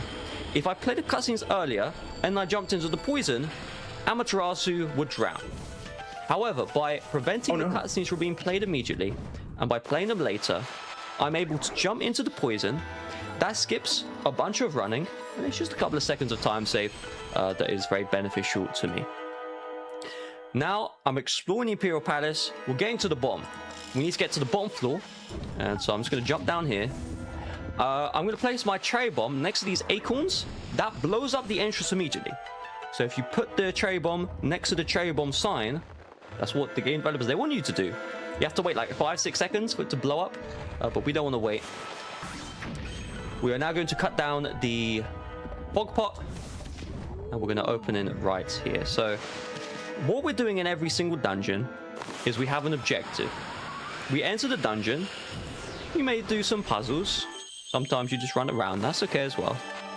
And so in the middle of the dungeon, you have a new brush technique. So in the middle of the dungeon, there's a brand new brush technique. And in this case, it's called Veil of Mist. So here we go, Veil of Mist. We're going to slow down time. So there's these spiders. They're really quick. But by using the Veil of Mist, the spider, I don't think you saw that. The spider was trying to stop me from leaving. I'm going to do a spider skip here. I'm acting like that's hard. That's actually a very easy fight skip. You just jump to the right. I'm actually jumping while that spider is going up. There is a glitch in the game. We are doing Glitchless Speedrun, but I mean, if this happens, it's what it is. There's a glitch in the game where when the spider elevator goes up, so it's a spider that you can use as an elevator. When it goes up, Amaterasu clips under the spider, and so she falls back to the bottom of the ground. So we just jump to prevent that from happening. I did the YOLO jump first time that time. That's the good news. I'm pretty happy. Is that like just a glitch that can happen on like any casual playthrough as well? Correct. I would honestly say that feels like something that should have been patched. But then again, it was 2006. You know, can't patch things easily. So yeah, yeah. I agree. However, I would say though, that glitch is still in the 2017-2018 remaster. It's just there. It's sitting there high. And they never thought to take it out? Okay, fair. Okay, so I tried to be smart, and I lost a bit of time. So there's a spider to the left. However, what you can also do is you can just do a bonk to the right and just get up the platform without using the spider. And that is... that honestly has zero utility, because you see these spiders elevators here that I'm using. This is on a set cycle, and you can make the cycle even if you do the slow way. Okay, wonderful. I'm now going to do some YOLO jumps. Here is a beautiful YOLO jump, and there we go. I just skipped about there we go. Okay, perfect. Wonderful. So I did 2 skips in one. I did a big YOLO jump. What that did is there's those spiders, and there's a big maze and puzzle, and you have to do this like really long way to get into the final destination, which is here. But you can do a YOLO jump and skip all of it. So I did the YOLO jump. I succeeded. Also, I'm now in the Emperor's mouth. So I've entered his mouth, and there is a boss inside of his mouth. There is a cutscene that would have played earlier if you did a bad job, that just shows his mouth and it does a little panorama. I skipped that cutscene as well. And we are now here. So, who is in the Emperor's mouth? Let's please reveal yourself. This is called Blight. Now, how Blight works is he moves really fast, but you can use the Veil of Mist brush power, and with the Veil of Mist brush power, you can slow him down, and while he's slowed down, he's vulnerable and you can attack him. We have now saved the Emperor, but he's currently passed out. So what we're going to do is, while the Emperor is passed out, we are going to release a prisoner. Yes, that's right. So I'm just going to go to this prisoner here. I'm currently in the Emperor's body. Me and Isun, we are controlling the Emperor from his stomach. And we have pushed him towards that lady who was stuck in jail. And she's being released. The Emperor is also awake. While the Emperor is awake, I'm going to get a brush upgrade. This is called Mist Warp. So think about this. The entire time, I have been able to use the water effectively to teleport. So I've been able to use those mermaid springs, and I can teleport nice and quickly. However, with Mist Warp, I can use something else. So check this out. Well, you're not gonna see this. You're not gonna see it just yet. You only see it once. I'm saying, check this out. You won't see it for a while. But it's like, you will see it eventually. But how it works is there are these save mirrors. Those are where you go to save the game. However, if you use the Mist Warp brush power, you can just teleport to any save mirror in the entire game. There is one area where that does save time. But for now, we need to go back. We're going back to chapter 1 of the game. We are going back to Saunder Sanctuary. So here's everything that's happened. I have saved the Emperor. He is alive and well. The curse or the illness in Seon City has been lifted. I have freed a prisoner from jail.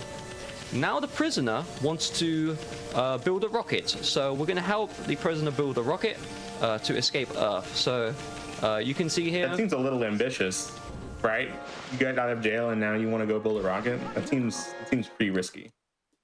It does. It really does. And but we don't have a choice. Unfortunately, we have no choice. We gotta help. We gotta. Well, actually works. That's okay. But we have another digging minigame here. There is a skip in this digging minigame. I'll be honest, I might just miss it, but I'll give it a good shot. You either pull it off or you don't. So how it's gonna work is, it'd be nice if I could draw a... This is not the skip, by the way. That is just a lack of skill. I'm using the Gale Storm. Oh, first try. Well, we only have one try. So what you will notice is below me there is that water source. The game developers, they want you to push the lady into the water source. You see it right here.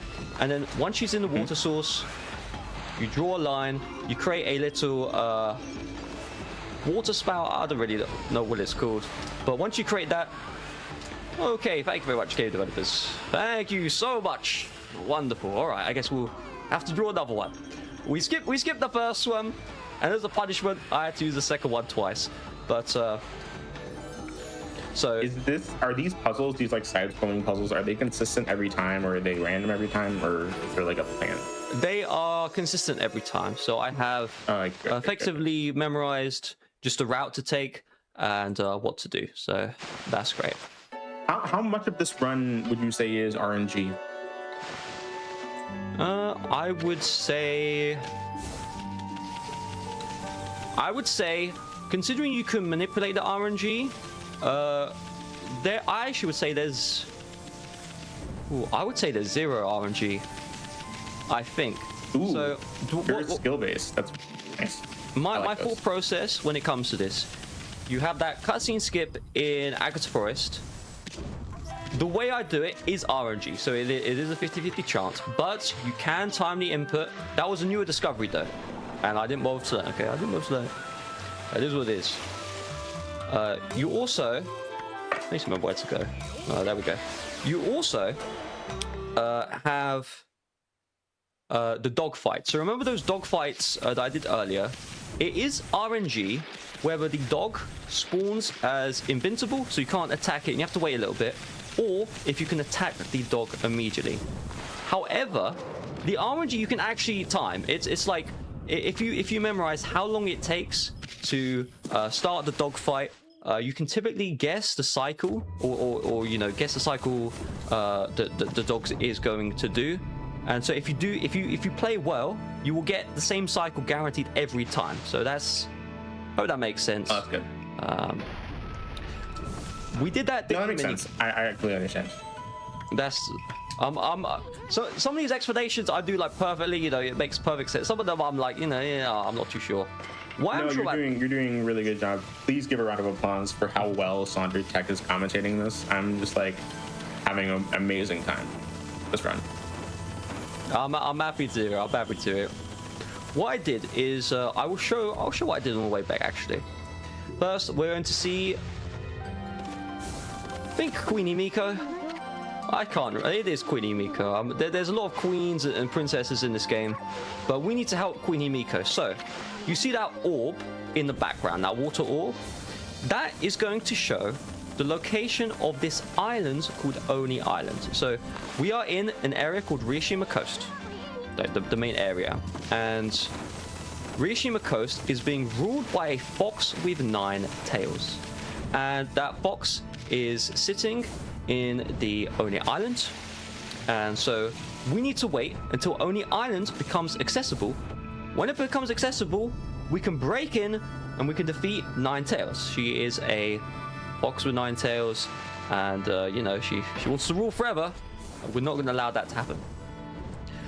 What I did is to access the Queen Miko Palace, you would have noticed there was a massive pool of lava. Yes, that's right. So she has the ancient Japan security, and you have the pool of lava to protect her. The way we get past is you can, if you are really crazy, you can actually jump the entire lava pool without getting a certain item. However, you do need to get the fire tablet. That is forced by the glitchless rules. Otherwise, you can just do a bunch of sequence breaking, which is not great. But with the fire tablet, it allows Amaterasu to swim into the lava, boom, boom, boom, and then you can across and say hi to Queenie Miko. Queenie Miko is going to give me a key. So I give the key to the guards, and that allows me to advance onwards. So I was in Rishima Coast.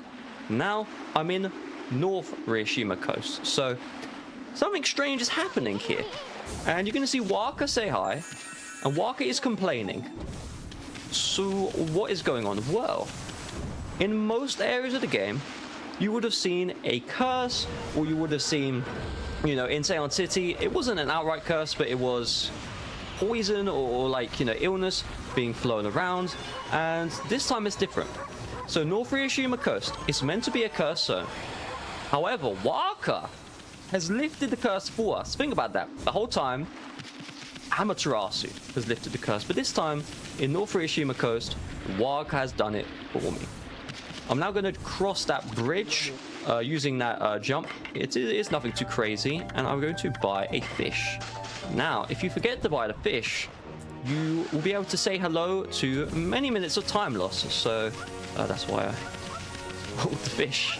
And I have definitely never forgotten the fish. And then you understand the reason why you lose a lot of time very shortly. You understand it. Please, just it is coming. But first, we need to activate a fish.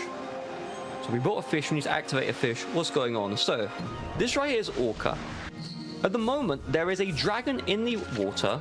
The dragon will eat Amaterasu if we try and cross to the island. So you can see there's all these islands in the back.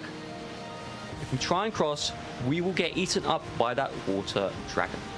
However, with Orca, Orca is immune to the water dragon. The water dragon can try and eat Orca, can try and eat us. It's a mission failed. It's just not going to happen. And so we need to activate Orca. The way you do that is you need to stop those bullies. Those bullies were bullying some kid. You stop that, and then you draw the sun on the pier, and you'll get Orca. Okay, so remember earlier when I said you lose many, many minutes if you forget to buy the fish? Here is why. Here we go. So we have about 1,000 jumps coming up in a row. But first, let's skip this fight, please. Oh, I skipped that fight. Oh my goodness. Hallelujah. Oh my goodness. That is. Let's go. It honestly isn't too crazy, but it's something that I just mess up all the time. So here we go. No, I get you. This right here is a lot of fun. So how this works is the entire tower, or like most of the tower, has the Amaterasu can jump up a bit. So you can see I'm doing 2 jumps. Normally, after you do 2 jumps, you just fall to the ground. Unless you have the KT Infinite Jump glitch, then you won't fall to the ground. But we're not using any glitches, and we need to climb all the way up to the top of the tower. And the game developers, they thought it would be very fun. Let's do, I said 1,000 jumps. Honestly, I think that's an exaggeration. I would say it's only a couple hundred, which is still a lot. This part of the speedrun, I like to call the fun burner. So the way I'm jumping is not just jump, jump, jump, jump. I actually have to do a specific mashing rhythm. So what I do... This does look like a very tedious section, I will say. To put it lightly. It not only is it a tedious section, it's a painful section for your hands. So I'm not just doing jump, jump, jump, jump. I have to do jump, jump, jump, jump, jump. I don't know how to explain it. Let me try and explain this. So I jump onto the wall and I have to jump out. And then I jump twice like this. And so I give up explaining. It is not fun. It hurts your thumbs. I hope that is understood. Now, let's go to the top. That much can be certain. We can understand that. That's for sure. It's over now. That's all that matters. That's all that matters. The pain is over. We now need to go to the very top of the elevator, and we have a cat stranded at the top of the Catcall Tower. I do feel a little sorry for this cat. And you need to feed the catfish. There's no fish available to buy right here. So if you, for whatever reason, you went up to the top of the tower and you don't have fish bought, well, you gotta go all the way back down. You gotta swim onto shore, buy the fish, try again. It's really fun. Well, that was a joke. It's not fun. But by feeding the cat... No. No, it is not. By feeding the cat, we can now get our next brush technique, which is Catcall Tower. So check this one out. You have these cat statues here. And how it's going to work is by using our brush and drawing from the cat statues, I can create these cat icons. And these are going to allow me to do extra jumps over the wall. Now, what's really incredible is there is a glitched speedrun. And you might think to yourself, or you might ask me, Saunders, so you do a KT Infinite Jump glitch in Okami, in the glitch category. It gives you infinite jumps. And this brush technique gives you extra jumps on the wall. So, does the glitch speedrun get a brush technique that gives you extra jumps on the wall when you have infinite jumps? Well, the answer is no. So in the glitch category, thankfully, you do not need to jump up the Catcall Tower every time. That's one of the blessings. That's the one advantage of the glitch category. You do not need to do that torturous tower. Instead, you can just skip everything, which is wonderful. So the reason why I needed to get the Catcall Tower is we need to get onto the Watcher's Cape. So the way we do that is just with the Catcall Tower, or if you have the KT glitch, you can just do one KT glitch and skip everything. I'm now going to skip a fight. Now, that fight skip was found in part by me. Yes, so think about this. By you. Yes, incredible. So there's a I'm going to call it a parrot. It kind of looks like a parrot fight. And it just loses like 10-15 seconds, nothing too crazy. I wasn't the first one to find the skip for it. I don't know who found it, but what I do know is that you had to do this massive parkour jump, boom, boom, boom. You were like, it was just so crazy, so tough, so magical. And I was doing a speedrun one time, and then I missed a jump. And if you miss the jump, you go into the water that you see to the left, and you lose 30 seconds. And so I decided to just run in a straight line. And I found that if you just run in a straight line, the fight doesn't load. Yes, so you can just run. Instead of doing this mega jump off the bridge, you can just run in a straight line. It's really incredible. So that's really great. What's also great is that I have spawned in a galaxy. At least I think I did, unless did I? Oh, did I? Yes, I did. Oh, I almost had a You did. heart attack because I didn't. Did I? Wait. You know this. Go ahead. Go ahead. No, I was gonna say, for this game, it has like a lot more to do with like fishing and the ocean and fish than I thought. I want someone to do the math of how much of this run is spent in the ocean or fishing or something with water or fishes, because it's so much. We keep going back to it. That's actually a really good thought. I'll come back to that in just a second. I was panicking earlier because my memory is that you're meant to see the galaxy in the air. So you create a galaxy out of thin air, and then you're meant to spin the galaxy, and that opens up the entrance to Dragon Palace. And I kind of had like a brain freeze, or I kind of just forgot if I had spun the galaxy or not, or even opened it. And I saw no galaxy, and so I thought I forgot to do a simple instruction of all you do to open the galaxy is just draw wind. So I thought I forgot that. Thankfully, I didn't, because I'm in the Dragon Palace. If I forgot, I wouldn't have been in. Going back to your point, what's really interesting about like video game and stuff I typically play is when you have an underwater section or underwater level, it's typically the worst part of the game. All right, it's typically the worst part of the game. However, the Okami developers, they have made the underwater section interesting. So we are currently underwater right now, and we are going to go underwater because we are about to enter the water dragon's mouth. Here we go. Wow. Oh, I see. Yes. Is this like a Jabu Jabu's belly situation? I would say so. I would say so. Yeah. The reason why I know Jabu Jabu is, I wish I didn't know, but we are now inside of the water dragon's stomach, belly, you know, stomach. You can see. This is a very nice place. This is a very nice looking stomach. This is like much better, much more beautiful. Like whoever designed this place did a really good job. Well, it's really interesting you bring that up because I have some bad news to tell you.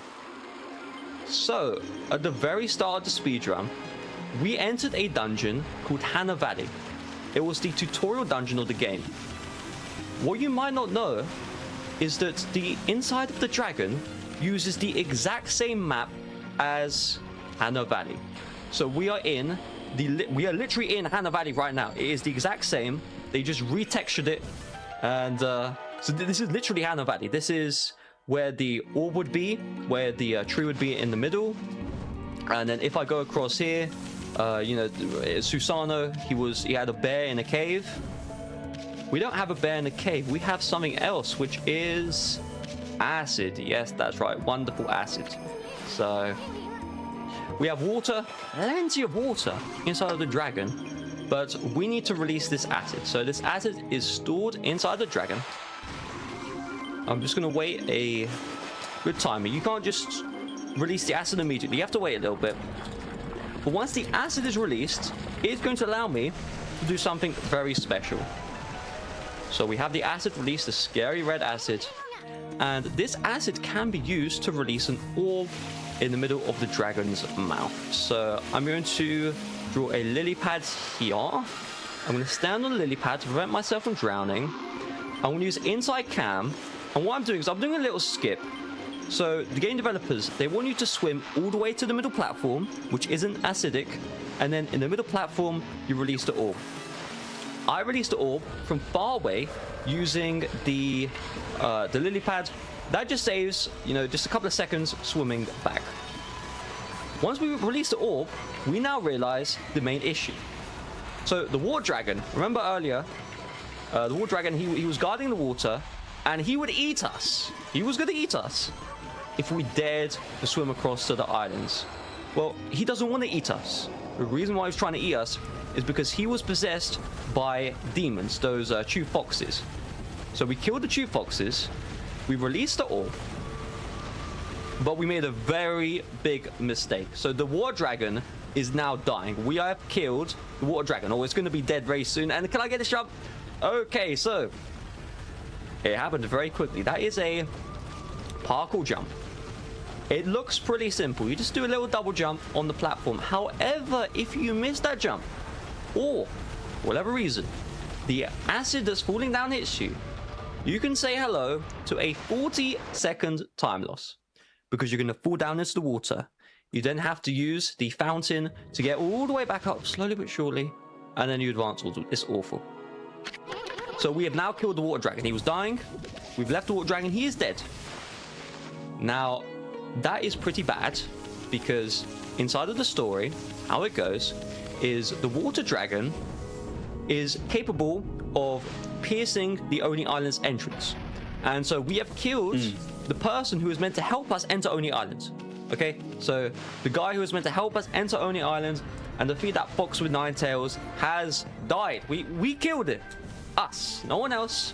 9 tails didn't kill him, we did. And we have caused a lot of problems. So you're gonna hear this music is intense right now. Remember the Rao lady we saw earlier?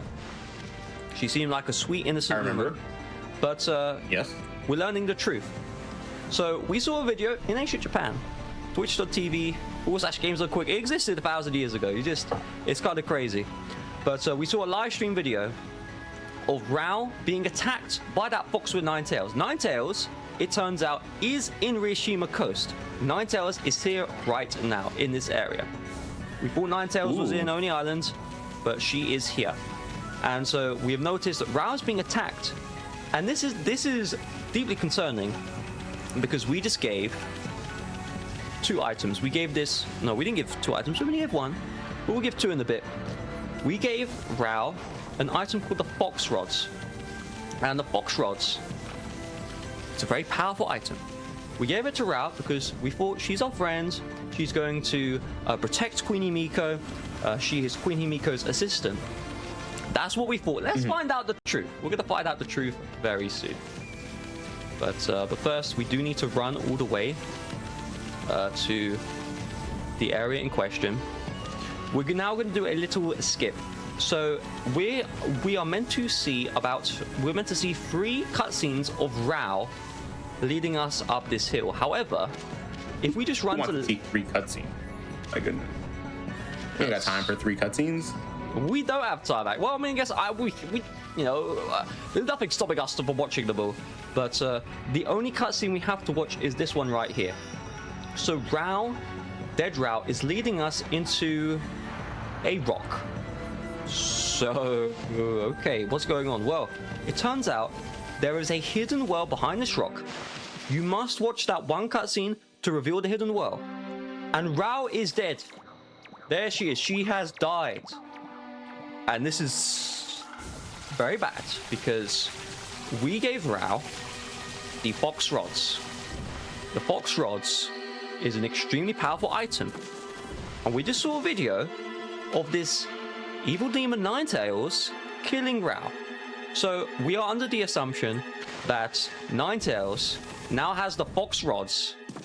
We're in trouble. So we gotta investigate this. We can see Queenie Miko's palace's assistant is dead. So that's not a good start. But let's not worry.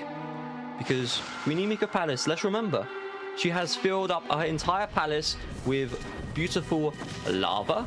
I mean, who is going to get past this? I mean, you know, in real life, you touch a lava, you will die immediately. We're Sunglass Amateur, so we can swim through the lava. But let's see what's happened. I mean, she's a sun god, you know. I feel like if anyone was able to touch lava, it'd be a sun god. You know what I mean? That is correct. That is 100%. The sun is quite hot, you know. You are exactly correct. But what we've learned is that we have been scammed. So 2 things happen. Number 1, Queenie Miko.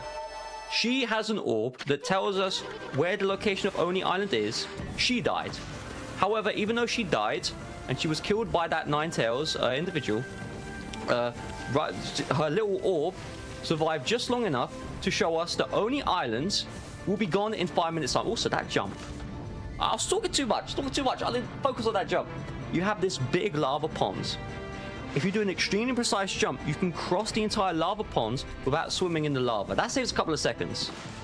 Crossing the going across the entire lava without touching it on the way back is a lot easier than doing it on the way there. On the way there, I've only done it literally once, and I think the only reason why I did it is because I think the PS2 version, it's easier to do the jump. I think the walls are higher. Okay, whoa, okay, thank you, Isun. I think the walls are higher. So what I just did is I went into autopilot mode, and I went the way you go when you were doing the glitched speedrun. So you're meant to go that way in the glitched speedrun, but in the glitched speedrun, we're gonna go this way instead. So whoopsie daisy, whoopsie daisy. But yeah, so we have to sprint to the Oni Island. It's going to be gone in 5 minutes. If for whatever reason... 5 minutes? Literally 5 minutes. It's crazy, isn't it? Amaterasu's a very fast dwarf, I tell you that. But if for whatever reason, it's sunset right now. If it turns nighttime, Oni Island will be gone forever. Ninetales will rule Ryoshima Coast forever, and there will be nothing we can do about it. I mean, think about Orochi, right? With Orochi, you know where Orochi is. You want to come and fight Orochi, you can show up, have a 1v1. But Ninetales, she is going to be hidden away in Oni Island, and there's nothing we can do about it. So we better hurry up. We better hurry up. Now, so you can see it's sunset. It's going to be nighttime very soon. There is the good news and bad news. So the good news is the game developers, they give you a lenient amount of time. There's Oni Island. Look how scary that is. I'm scared. Should I turn around? You know? We probably, maybe we should. Maybe we should play it safe today, you know? Well, if I chose to turn around, let me tell you what would happen. So it would go nighttime, and I also have to skip this fight again. It will go nighttime. With this fight skip, you do run to the side. You do have to jump twice like that. It's a lot easier than the bridge magic that was earlier. But if I decided to run the opposite way and let it go nighttime, this is the good news. The game developers, they have factored in that you may suck at the game. And so they will roll it back. They will roll the time back. The time machine will come out, and it will go back to sunset. You can try again and again and again, and I'll give you more time to enter. But as you can imagine, in the story, if it turns night, it is literally game over. We are now... I do enjoy when developers take into account that some people might just be bad at games, and so they want to make it better for the people. Correct. Now we're in the favorite dungeon of this game. So, well, it was my favorite dungeon, and I messed up this jump. So there is this cutscene with this lava pool. If you do a precise jump, you can skip the cutscene that plays. You can skip raising this lava. You can save about 10 seconds. Now I can save 30 seconds. So there is this massive lava pool in front of me, and you can see it below. You have to do a long swimming session. I'm going to skip all of it. So this is quite... Let's see if I can pull this off. And I'm a speedrunner. So I've gone onto this top platform. I have not done any glitches, no hacks, no nothing. You can slide off of the fence. By sliding off of the fence, you can jump on top of the top platform. It is a very precise jump, but if you do pull it off, that's good RNG as well. These enemies take ages to slip, but I got good RNG. I can just hit them. However, if you don't do that jump, you will be met with a cutscene of shame. 10-15 second cutscene. You then have to do this long swimming in the lava, and then you have to go up. You're losing 2-3 minutes. So that is I mean, it's Glitchless speedrun. I just saved 2-3 minutes just like that. 2-3 minutes in speedrunner time is like a billion years. Correct. It is. However, unfortunately, this enemy will not be lasting 2-3 minutes. It will be lasting 2-3 seconds. So we have now killed that enemy. That is required to access this key. And we are going to start the best dungeon in Okami. And you're wondering, why? Why do I say that? Well, I'm going to show you why right now. So after this lockjaw, we are going to race a piece of paper. Yes, you heard that correctly. A piece of paper? Yeah. A piece of paper. Let's see. So, how is a piece of paper going to run? Well, check this out. Say hello to Toby. So Toby is a piece of paper. Toby is a security guard. And why I love Toby is we need to do races against Toby. And so Toby is a speedrunner. Toby, you can see, is making me jump across all these platforms. And you can see I go through that gate that goes green. If for whatever reason, Toby beats me in one of these races, the gate that is unlocked will become shut, and Amaterasu will die. So it is a 1v1 race. Okay, well there's no Toby there. That's just a skill issue on display. But I need to land it there, which I've never done that. I got too much distance. But here is another Toby race. So we have all these Toby races here. We can cheese these Toby races simply because we are using ZR and speed preservation at the same time. And so Toby doesn't really stand a chance. We are destroying Toby here. As we go on, these races will get tougher. RIP Toby. Yep, good. I mean, Toby doesn't really feel like he has like a huge sense of urgency right now, if I'm being honest. He's kind of just like giving it to us. That's true, that's true. This is... I made Toby... Okay, that could have been very bad. So, I got hit by the spikes. That on its own is not the end of the world. However, what is the end of the world is if I lost my speed. So, again, Amaterasu builds up a speed over time. If I lost my speed there, Toby might have won. You know, we're making fun of Toby. Toby, the piece of paper, we could have lost to the piece of paper. And that would have... You're looking at a minute lost immediately if that happens. So you have these gates here. That fight, you're meant to defeat the fight before you know, Toby crosses. With the exorcism slips, we did pretty good. Now this is a fun part. So I have all these laser beams pointed straight at me.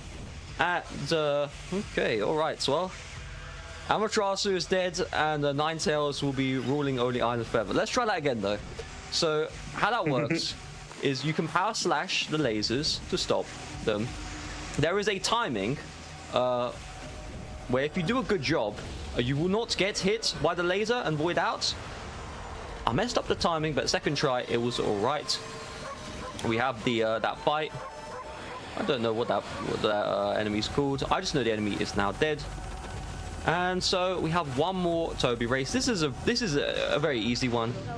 So you can see these spikes, they're coming towards me. This is effectively a lesson in speed preservation. So, you know, speed preservation, the game developers actually want you to utilize it inside of the game. If you don't preserve your speed there, those spikes will kill you. So you want to use it. While we're racing Toby here, do you mind if I read out an announcement real quick? Yeah, good time, good time. Yeah, I just want to let everyone know about Summer Games Done Quick 2026. Again, it is one of the two main events that GDQ does each year. Summer Games Done Quick 2026 will be live in Minneapolis, Minnesota from July 5th to 11th. Visit gdq.gg to learn more or register for the event. Stay tuned for the schedule coming out May 1st. That's in about 10 days that the schedule is going to come out. So please make sure you stay tuned for that. Good luck to everyone who has submitted. And if you are even contemplating going to SGDQ, please do. I'm going to be there. Say hi if you like the show. And it's just going to be an amazing time. I highly recommend it. So back to the run. I am curious, Saunders. I would like to know about a bit of your personal history with Okami. How did you get into Okami, both as a game casually, but also as a speedrun, and how has that kind of evolved throughout the past few years? That's a wonderful question. So, I first played the game. It wasn't the first game I ever played, but it was one of the first games I ever played. So, you know, my family, they would go to this store. It was called, I can't even say the store name because it rhymes with a very bad words, but it is a genuine UK store, very popular store. I would say it's CEX. That is the store name, and they sell cheap video games. Okami was one of them. So Okami on the PS2, it did flop, and so, you know, inside of the stores it would be sold for very cheap. So my parents, they buy all these cheap video games, and most of them, you don't load them up, and honestly, even as like a 4 or 5 year old kid, I was literally 4 or 5, you load up the game, you didn't enjoy it. But Okami was different. Okami, it just hooked me. I mean, the art style, the game. On the PS2 version, the art style is actually different. I mean, think about this. So on the PS3, really, all the I didn't know that. all the newer versions, you have one art style. On the PlayStation 2, the art style, I don't know how to explain this properly. they made it as if you are playing an acrylic painting. So it had effectively a painting filter, or kind of like a paper filter. So the game, like, they kind of made it like the game was drawn on paper. So, I did that first try. Wow, I always guess that's a little maze. I always guess it and always guess it wrong. But that time it's different. But so the PS2 version, it actually, you might want to just check out some PS2 gameplay. It does look different, and it has that paper acrylic art drawing style. It looks very beautiful in its own right. It looks a little dated now with, you know, the low resolution. Well, but that's while we're talking about like different versions or different consoles here, I am curious about what your thoughts are on Okami Den for the DS. If you've played that either casually or if maybe you run it yourself, I'm not sure. Let's talk about that later. I wanna focus on like exploring like how no. I think that's actually pretty interesting stuff.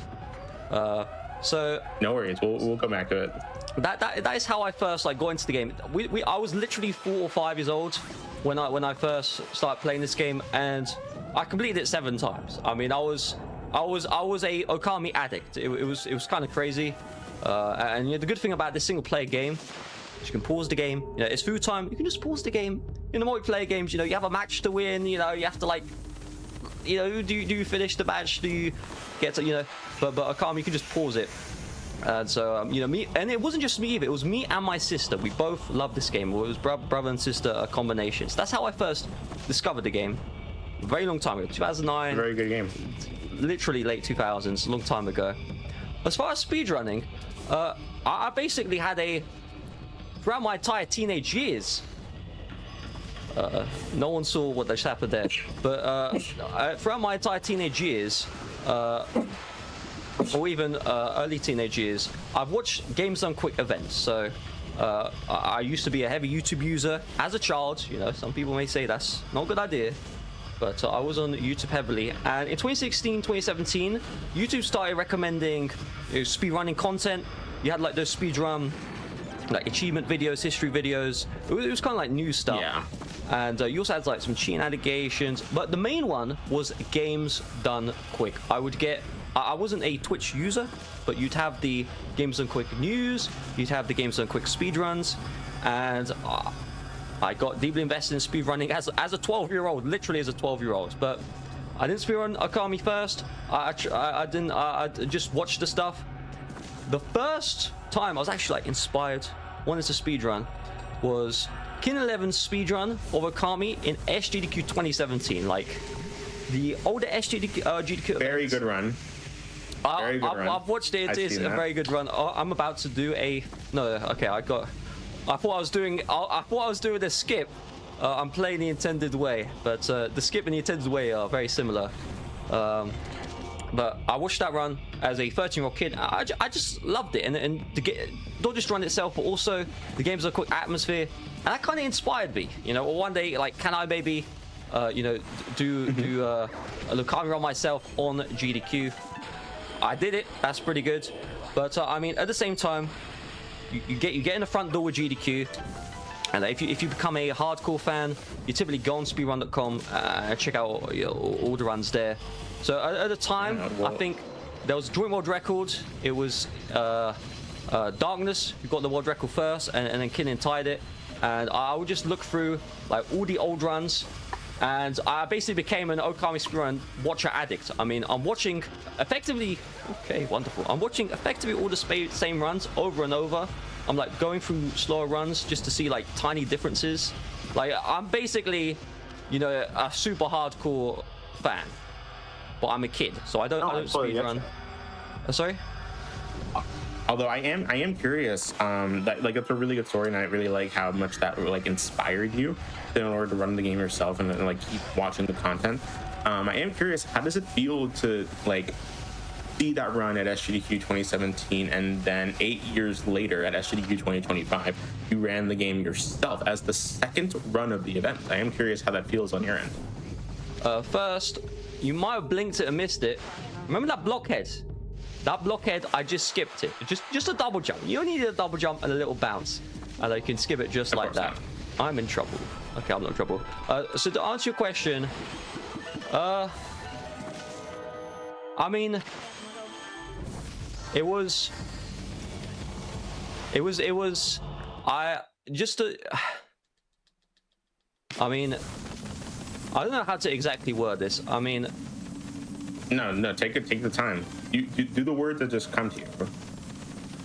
all I can say is just when I think about it's kind of maybe I'm crazy, but when I just think about games done quick, and I just like think about the event itself, I just feel like so happy. I just feel so good. It's like if I feel bad, I could just think about games done quick, and immediately it's just mood switch. It's like it's really crazy. Like No, you're right. You're right. That's the power of this community for a lot of people. It is. It is a. I've seen it firsthand. It really is wonderful. It's kind of crazy to think that happens, but that's my reaction when I just kind of think GDQ and just, you know, being on the stage and all that stuff. It just really just positive. It just, you know, you just feel so happy. However, You really do. someone who is not feeling happy is Ninetales. So I am destroying Ninetales right now. So how the boss fight works is you damage Ninetales. She whips out her sword. That was almost bad. If I took too long there, 5-second cutscene plays. I didn't want the cutscene to play, so that was good. But so she whips out. She tries to attack you. You do enough damage to her. She'll whip out her sword. She then releases some tails that are the Row spirits. You destroy the Row spirits. Rinse, repeat, and then you have that final fox form, and then you.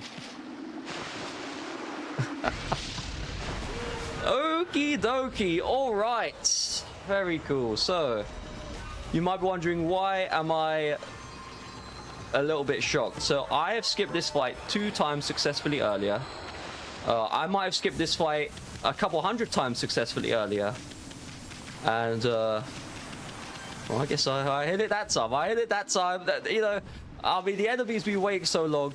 I guess we'll say hi. But yeah, I mean, my thoughts. And kind of like, you know what's crazy, Oz? I don't know if you read this. Yeah. But I nerded out one day. I geeked out one day. And I kind of wrote like a 1,000 words, kind of like retrospective on my like time running Okami. And so that kind of has like my like full introduction. Basically, I'll say earlier, but and more. I mean, you know, I didn't speedrun in 2017. It's kind of like I waited until 2020, and then YouTube recommended me.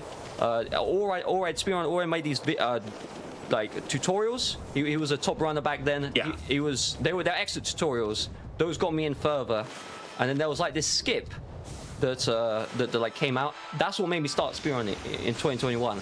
So it's kind of like, it was a multi-year journey, really a multi-year journey. But I did nerd out one day, and I swear to you, I wrote literally a 1,000. It's great. I wrote 1,000 words in a day. Just beautiful, just a work of art in my opinion. But you know, maybe. I mean, like, I feel like that's really what like speedrunning does to people, and I would honestly argue that speedrunning has done like the same for me. Being able to be involved in so many communities and now be here doing work for GDQ, I think it means the world. And I think that what you feel is how so many people feel about GDQ, about speedrunning, about the communities that they're involved in. For a lot of people, it's, you know, changed their entire lives. I know it's changed mine. That's for sure. I 100% agree. I really do. I mean, it's speedrunning, the speedrun communities. It really is a beautiful thing. You know, it's. We all love games on quick. We all love speedrunning. Even if there's like fights and stuff, it all typically comes out of love, you know. That's the important part. Really, exactly. But we are now inside of Kamui, so we're in this frozen area, frozen mountain, and we are now being punished. So we have entered Kamui. We're trying to help the people. We're trying to lift the curse. This individual here, however, doesn't want the curse to be lifted. So he's called Oki. We're going to see more of Oki later. Even though we'll skip the cutscenes, we'll see more of him later. You can see he's a hybrid. He's half man, half wolf. and he wants to fight us, which is a massive mistake because he will die immediately. Now, if you don't cheese the fight with exorcism slips, you play the fight normally, you don't have 10 times damage. This Oki boss fight is extremely difficult. However, at this part of the speedrun, this part of the game, you would have large exorcism slips. So if you are playing the game casually, I would recommend, I'd recommend just buying exorcism slips large, buy 4 or 5, and if you are struggling to defeat the fight normally, just use exorcism slips and he will die immediately. It's really great. So the guardian sapling, the tree, we need to bloom the tree. The problem is the tree is covered by a rock. So with the power of that archer, we drew the lightning, connects to the arrow, and we were able to blow up the boulder just like this. So say hello to Kamui. I am unable to see how long we've been playing for. 2 hours 42. So think about this. I've been playing this game for 2 hours 42 minutes. Glitchless, we've done everything. We are now in Kamui. In the glitch speedrun, we would be in Kamui in 10 minutes. So think about this. We're playing 2 hours 42 glitchless. In the glitched, we're here in 10 minutes. Now, the thing about... Oh my goodness. It's kind of crazy. But the thing about glitched is you come into Kamui, you go to the right, there's the double jump, dojo upgrade, and then you just leave. You like pull onto the map and leave. And then you come back here later to do the stuff. We, on the other hand, we're actually going to get stuff done. So we've entered Kamui, we've bloomed Kamui. Yep. I do want to ask, would there be a good time soon to take another wellness break? Yes, there would. In about 5 minutes, it will be very... So I need to enter Yoshpet. Once I enter Yoshpet, right, that is perfect. About 5 minutes time. Sounds good. Thank you. Only sure. But right now, we are in Webkir. So we need to go up the mountain, and we have a couple of problems to deal with. So we have an angry man right here. He's angry, in case you couldn't tell. And he is not going to help us. He's going to attack us, actually. And so we've entered Webkir, and now we need to leave. So let's just leave, and let's never come back. Well, actually, no, because there's a plot twist. So we have Kai here. Kai, on the other hand, would like to help us out. We want to remove the blizzard. Right now, Kamui, you saw all the snow. We are in a blizzard. We need to remove the blizzard. Well, Kai would like to help us out. And the way she's going to do that is we need to go into Yoshpet. So how do we go into Yoshpet? Well, first of all, the angry man has calmed down.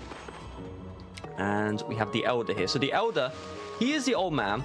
And he has a very special ability that we're going to learn about very soon. But first, he's going to help us open a door. So we've left this building. He's going to instruct everyone. Open the door. Please open the door. And the big... What's the gate? He's going to open up the gate just like this. So that old man has a very special ability. He knows a tune to erupt volcanoes. Yes, that's right. Check this out. So you're going to see when I go up this hill, there are 2 volcanoes. You see those volcanoes? You'll see them more in a little bit. So you can see there's one volcano there. There's going to be another one coming up soon. So our objective is we need to erupt the volcanoes. But how do we do that? Well, there is a very big problem, which is that the old man is dying and he is unable to do his chant anymore. He's just unable to. However, his sibling is able to, but his sibling has disappeared. So we need to find his sibling and figure that out. We think his sibling is inside the Yoshpet, so we're going to run all the way up here. A very long run. Now, there's a really incredible feature about this hill, which is that if you try and save half a second with a nice jump to cut this corner, you may fall down, and if you fall down, you lose 2 minutes. That's a really incredible feature about this hill. But there's also a house waiting for us. It's a beautiful feature. It's a beautiful thing that can just happen, you know? Great part of the game. You know, I'm definitely not talking for experience. I've definitely never done that before. You know, it's just it's just really incredible.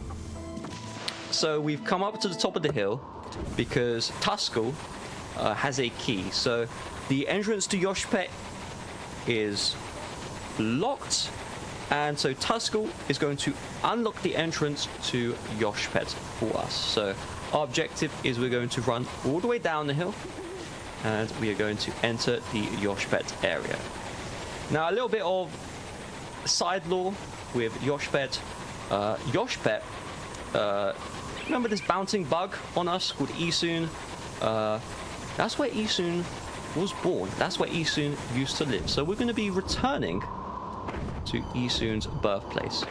Now, my memory typically isn't very good, but I do remember you asked earlier about Okami Den, and you were saying, you know, how have you played it, all that stuff. Yes. Okami Den is a spin-off game of Okami, so it is an official story. Some fun facts is it was made by the developers who ported Okami to the Wii version of the game. So they didn't create the original Okami, they ported it to the Wii. The Wii version was okay. A fun fact about the Wii version is that they didn't have like the original assets, so they had to hack the PS2 version of Okami. They had to hack their own game basically to port it to the Wii, which is kind of wild, but they did pull it off. It's a little bit quirky, but it doesn't matter because it's not useful for the speedrun. Because it's a side game, I personally have not played it, so that's just kind of, you know, that's just why. But you know, some people say it's good. We gotta get Mr. Shasta on the phone doing DS destruction. Mr. Shasta, fellow showrunner, he's doing every single DS game, and he's playing actively through Okami Den right now, which is honestly part of the reason why I brought it up, because it was just on the mind from his last stream. But I am curious if anyone in chat has experience with both Okami and Okami Den, how they like the game, how they compare. We are now, good news, we are now in Yoshpet, so we can take a break whenever, I guess now. All right, yeah, we can do so right now. Close it out for us. Let's see what we have in endgame here. All right, so we are now in Yoshpet. So I must admit, this might be one of my favorite parts of the speedrun, and the reason why is because this is a speedrun within a speedrun. Check this out. So we have right here Kai, and Kai is meant to guide us to this place called Pongtan. However, I know where to go, so I'm just going to overtake Kai, and she will be guiding herself. You will notice at the very top there is a timer. So when I said this is a speedrun, if for whatever reason I take too long to get into Pongtan, we are deep in a blizzard, and Amaterasu will die. Yes, that's right, she will die. So my objective is to get there as quickly as possible, and that's the fun part. You are racing a timer. Can you set the best time? It is showing up on screen. I mean, that's really the wonderful part. We have 3 sections for Yoshpet, and then we have a inner Yoshpet section. So the first part went flawlessly. Here's the second part. So the forest is upset that I'm going too quickly, so just chucking all these ice cubes at me. You also have these brambles. Right now they aren't moving, but later on they're going to start moving and grooving. There is a little trick here. So you'll notice I have ice physics right now. I'm running over ice, and that makes it hard to jump. What I just did a couple of times there is by doing a ground tackle and sliding off the edge of the ice area. I lose the ice property, I get normal property, and that helps me get a further jumping distance. So it might not be obvious to see, but without that extra jump distance, it is very hard to get on those platforms. Without these snowballs are coming down on me, oh no, and I dodged them very good, but there are more coming. I'm gonna do this jump. There was a snowball there, though I didn't show it on screen. And then we'll go to this side here. I'm gonna do some nice jumps to prevent getting stuck on the hill. Okay. I'm gonna do some nice jumps to prevent getting stuck on the hill. We're now in this ice section, so I'm just gonna angle Amaterasu to the right, just to slide her across. And you know, those trees. We don't want to get hit by those trees. If you get hit by those trees, they will just keep on hitting you again and again. It really is awful.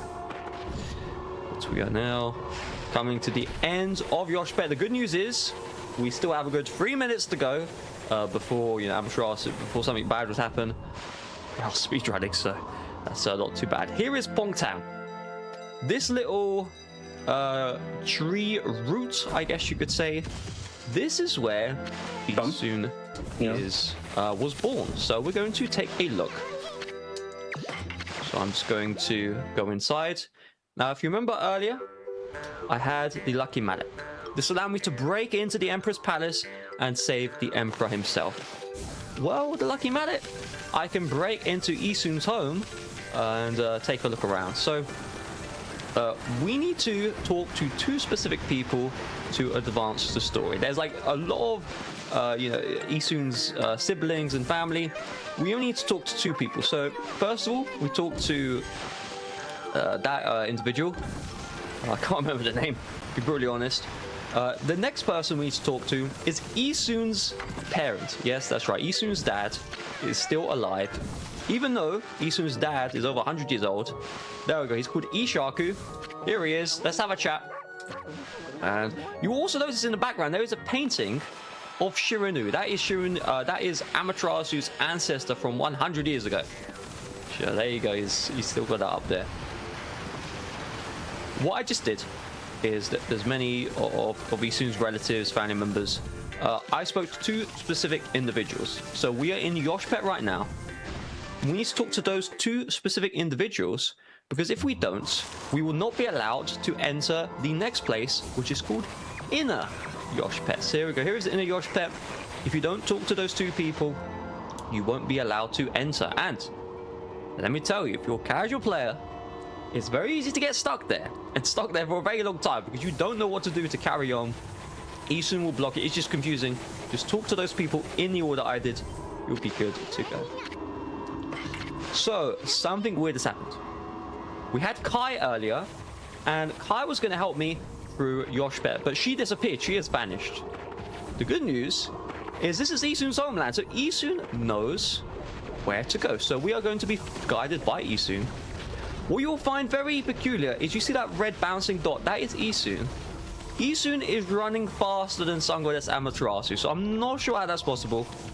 A little bouncing bug is going faster than the Sun Goddess with Zedar, with all these movement technologies. I just don't know how Isun's doing it. It's kind of crazy. And that's not ideal. I tried to jump between the trees. Unfortunately, I did hit the ice. It's nothing too crazy. If you get frozen by ice, you can just power slash to get out of it. You lose 2.5 seconds. Nothing too crazy. But as we get deeper into the Yoshpet forest, things are going to get tougher. So earlier on, the brambles, they weren't moving. They were stuck in place. But now the brambles, they want to move. They want to groove. They want to stretch out a little bit. And so we do have to time our jumps a little bit more specific. We also have this ice section. Okay, whoa. It turns out Kamui will be frozen forever. All right, let's try that again. So let's go back here. I was trying to do the trick where I slide off the edge to get the normal property because this section is ice. I did slide to my death, but the good news is with the string of beads, you have unlimited health. It's pretty good. So I'm going to go down here. There are some very tactical jumps that I do, and I will demonstrate them in this final stage. So first of all, we have these snowballs. These snowballs, they are a consistent pattern. It's not like they change every single time. Generally, if you just run across the middle, the snowballs will not hit you. So you'll notice I'm currently on ice, and I did a big double jump earlier. If you're on snow and you're about to enter ice, by doing a double jump, you just get extra... Okay, you just get extra distance, so that's pretty good. I'm also going to skip half of that wall jump section. The first part I almost fell, but I didn't, so that's not too bad. The second half, you mainly use the Catcall Tower pause to cross. I didn't. I just did a YOLO jump, and you can't make it through. So we have traversed through the forest, a very big forest, and we have done all of this to view a door. Yes, that's right. So, believe it or not, this is a door that only Isun himself can open up. No one else can open up the door, but only Isun. And all of a sudden, Oki's here. So Oki was meant to be in Kamui. Oh my god, hi Oki. Hello, how are you? I heard he's doing not too bad. I'm gonna try and do this skip, though I forgot how to. Oh, okay, never mind. So that is there's a 3-second cutscene there. You can jump over it. I forgot it existed, so I backed up because I remembered and then I tried to go for it, and then I succeeded, and then failed right off. It was a roller coaster of emotions. But the good news is I do know where to go from here. So we have Nagi. Remember earlier on we had Susano. Susano was Nagi's son. So this guy with the armor is the individual who defeated Orochi, the 8-headed serpent, 100 years ago. And so if you're not following what's going on, I am in Kamiki Village, the first area of the game that I initially started in, but I'm in Kamiki Village 100 years ago. So I entered effectively a time machine, and I'm in Kamiki Village, and we have destroyed the time machine because we have killed Nagi. So, well, we haven't killed him, we knocked him out. So in the legends of this game, Nagi is meant to show up, and he is meant to kill Orochi. But because he's knocked out, he can't kill Orochi. He's literally knocked out on the floor. So we are in deep trouble. In order to solve this, you see there, I think that's Kushi? I can't remember, but it's the lady that gets sacrificed by Orochi. And so the story goes, you know, the lady, she was about to be sacrificed, but Nagi went in, killed Orochi. Well, it turns out we're going to rewrite history. So we have the lady's clothes. We are going to put Nagi in the lady's clothes, and we are going to sacrifice Nagi to Orochi instead of the lady. And so Orochi, he prepared a wonderful meal, and he was ready to feast on the lady, right? He picked the lady. He was ready to eat her. Instead, he's going to be eating Nagi instead. And that's our genius idea. Will it work? Will it not work? Let's find out very shortly. Okay, there's a fight here. So it's fine. There is a fight here. You can't skip it. But as I was about to hit the fight, I remember there's a fight here. And I was like, can I skip it? So I turned the other way. You can't skip this fight. You can skip the fight coming up, though. So let's see that one. I'm going to run across Shinshu Field 100 years ago. These places look virtually the same. Instead, you just restricted on the total area you can explore. So at the beginning of the speedrun, there was this big lake here, and we crossed across that to get the Trebon brush power. That part of Shinshu Field is gone. It does not exist anymore. It never existed. Well, it didn't exist back then. It exists now. We are now in the Moon Cave. So in the past, or in the present, but in the past, you know, when we were speedrunning earlier, what happened is, we went into the Moon Cave. The bridge was broken, so we had to go underground. And okay, all right, very cool. So there is a fight here. Believe it or not, Saunders Tech, that's me by the way. I found the fight skip for this. It's a very beautiful fight skip to watch. Instead, I decided to run straight into the fight trigger because I was just so distracted about the history. So I'm just going to simulate the fight skip for the fun of it. We're going to turn around and let's take a look at this. So you line up on this black line, you do 2 jumps, and then you get on the side of this wall, and then you pull around the left of this wall. I would not have triggered the fight if I had done that. However, I was getting too excited about the law of Okami. I was just, you know, I was in the grooves, and I kind of, but it's all right. You're locked in. You were locked in. No worries. Exactly. I was in the zone. Yes.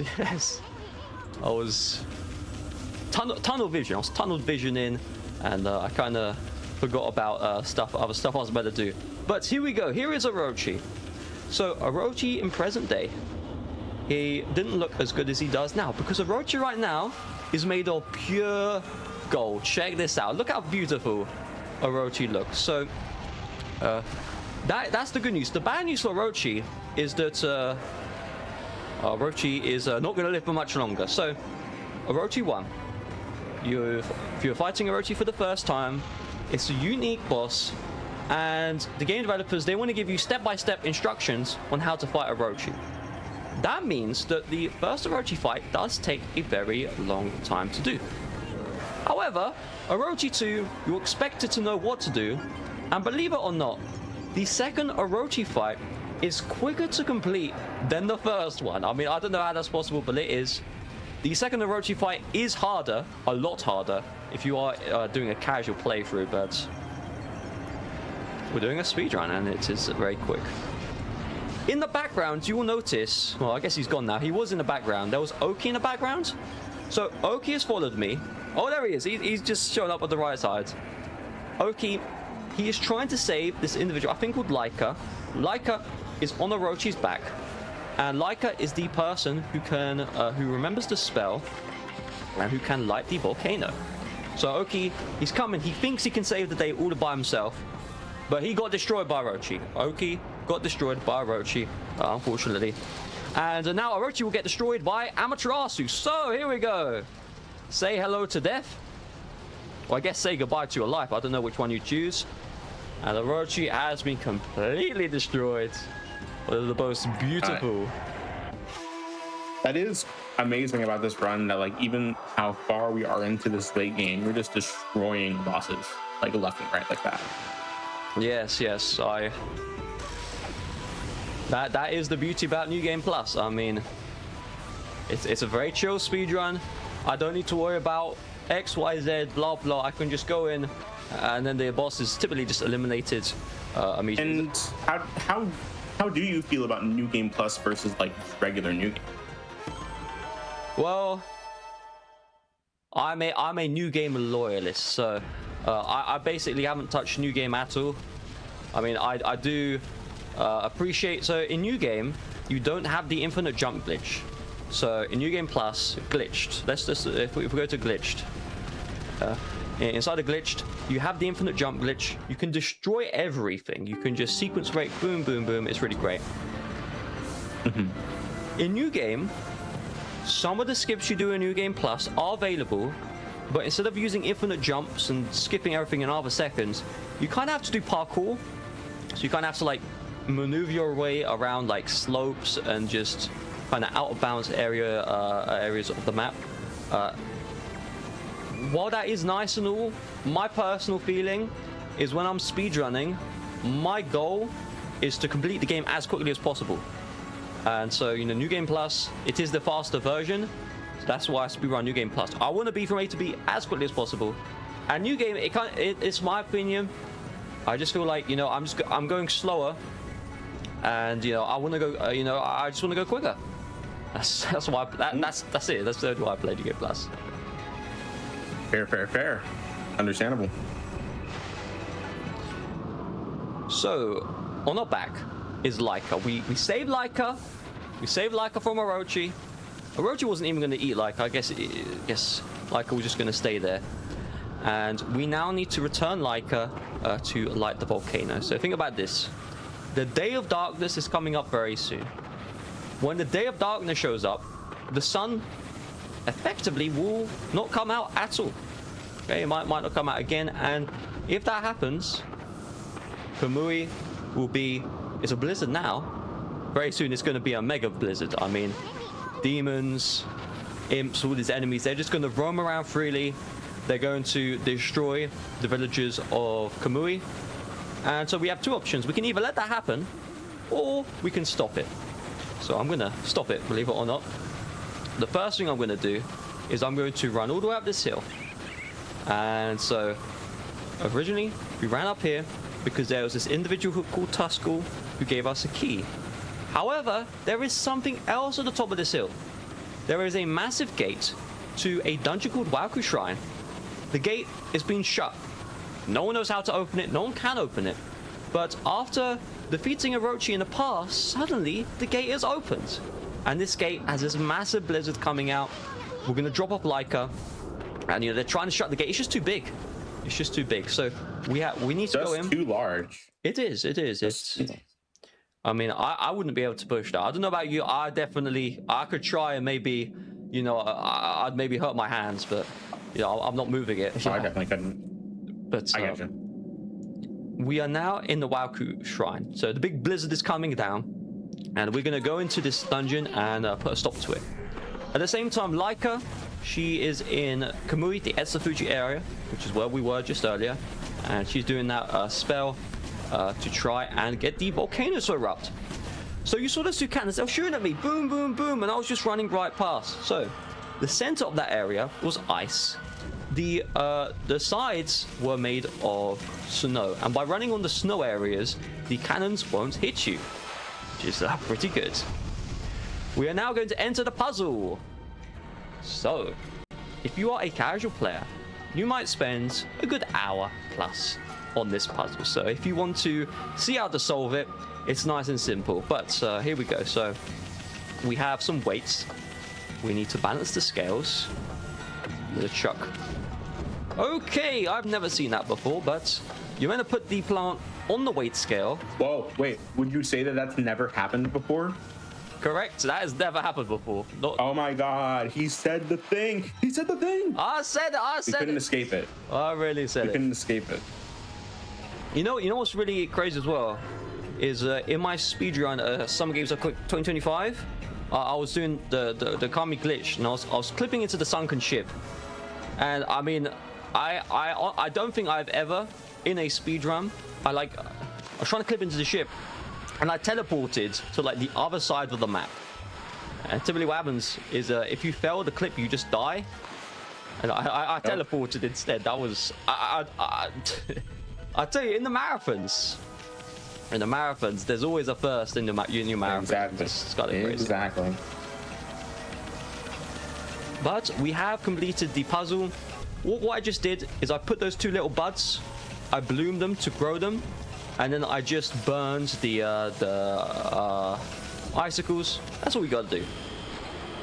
There is a way to skip this lockjaw. You just can't figure out the puzzle for whatever reason.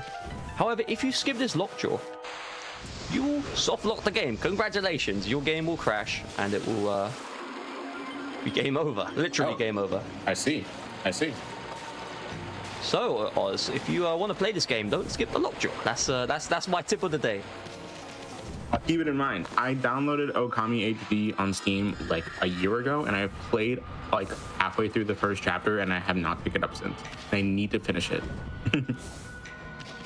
Speaking of world's first, okay, never mind. So, every speedrun I've ever done in this game, there is a cutscene that plays that's about 10-12 seconds, and I have never been able to skip it before. However, I decided for the fun of it, I'll just YOLO it. I'll try and skip that cutscene. Now, every other runner who, plays Okami and gets this part of the game, they will skip that cutscene. I've never learned it. I decided to YOLO it that time, and I pulled it off, so that was pretty good. We are now going to put an end to the blizzard that is causing all these issues. So, I guess you can see this guy first. You will see very soon what on earth's going on here. Okay, all right, very cool. I was trying to hit that enemy with my weapon, and it's just sitting there. Wasn't want to get damage. I'm going to go into inside cam. The reason why I go to inside cam is I can melt the lever. I can melt the lever without playing a cutscene. Now I have a puzzle to solve. So you see all these faces, and you have to power slash in that specific layout. Now the game developers, they want you to go to the right, and they want you to enter a cave, and in that cave reveals the combination.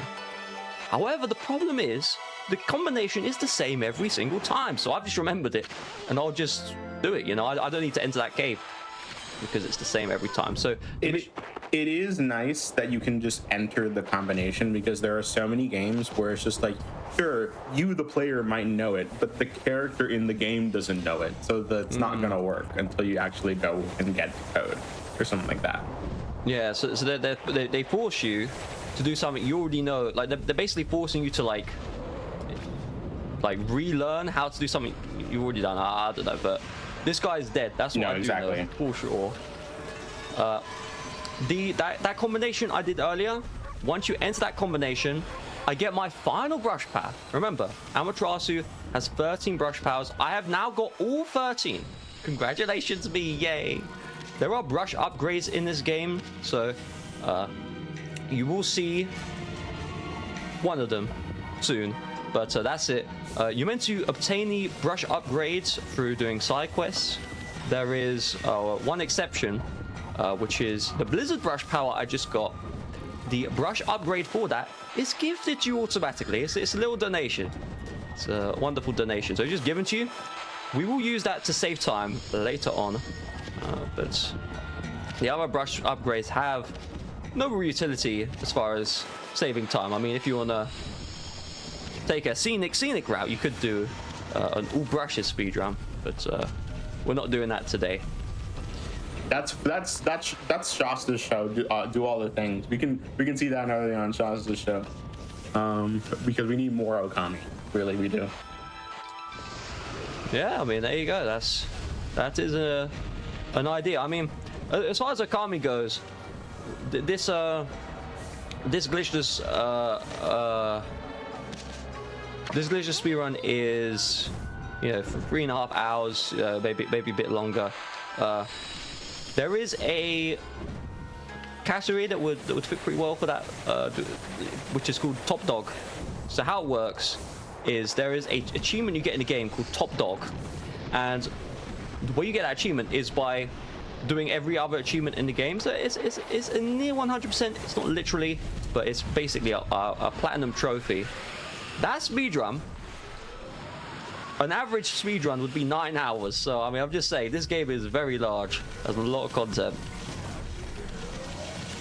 I mean, yeah, it is a very large game, and honestly, I think that's just a testament to how much love was put into it and how great the speedrun is, because we're seeing this really is the scenic route. We're seeing so much of the game, and kind of this run really encapsulates the essence of this show and why glitchless runs are so popular with people, because people love to see a lot of the game, and so I'm glad to see a lot of it here. Us too. Yes, I mean, in the glitch speedrun, there's 13 brush powers. You only get 7 of them. In the glitchless speedrun, there's 13 brush powers. You get 13 of them. You get all of them. Okay, so it's and the glitch speedrun, you're not seeing all the dungeons. I mean, of course, everyone has, you know, their own taste, their own preferences, but I mean, I like both equally. I like glitchless and I glitched equally as much. I really do. No, I totally get you. What we've just seen is one of the benefits of playing New Game Plus, skipping all the cutscenes, is that I just skipped the cutscene, and you're never going to know what it is. So I'd highly recommend playing the game, and just remember, Wildcard Shrine. What happens in Wildcard Shrine? Because if I didn't, some Discord pop-up showed up. I hope everything's fine. But I'm now going to do a mammoth skip. Let's see if I can pull this one off. This one is torture, and I don't like it at all. So I have about 5-6 cannons firing at me all at once. Okay, I'll make this look easier apparently. Okay, I have 5-6 cannons all firing at me at once. I am meant to, on the other island, there's 2 islands. On the other island, okay, all right. On the other island, I am meant to blow up all of the cannons. So there's 2 islands. I'm on the second island. I YOLO'd from island 1 into island 2. And the game developers, they don't want you to do this.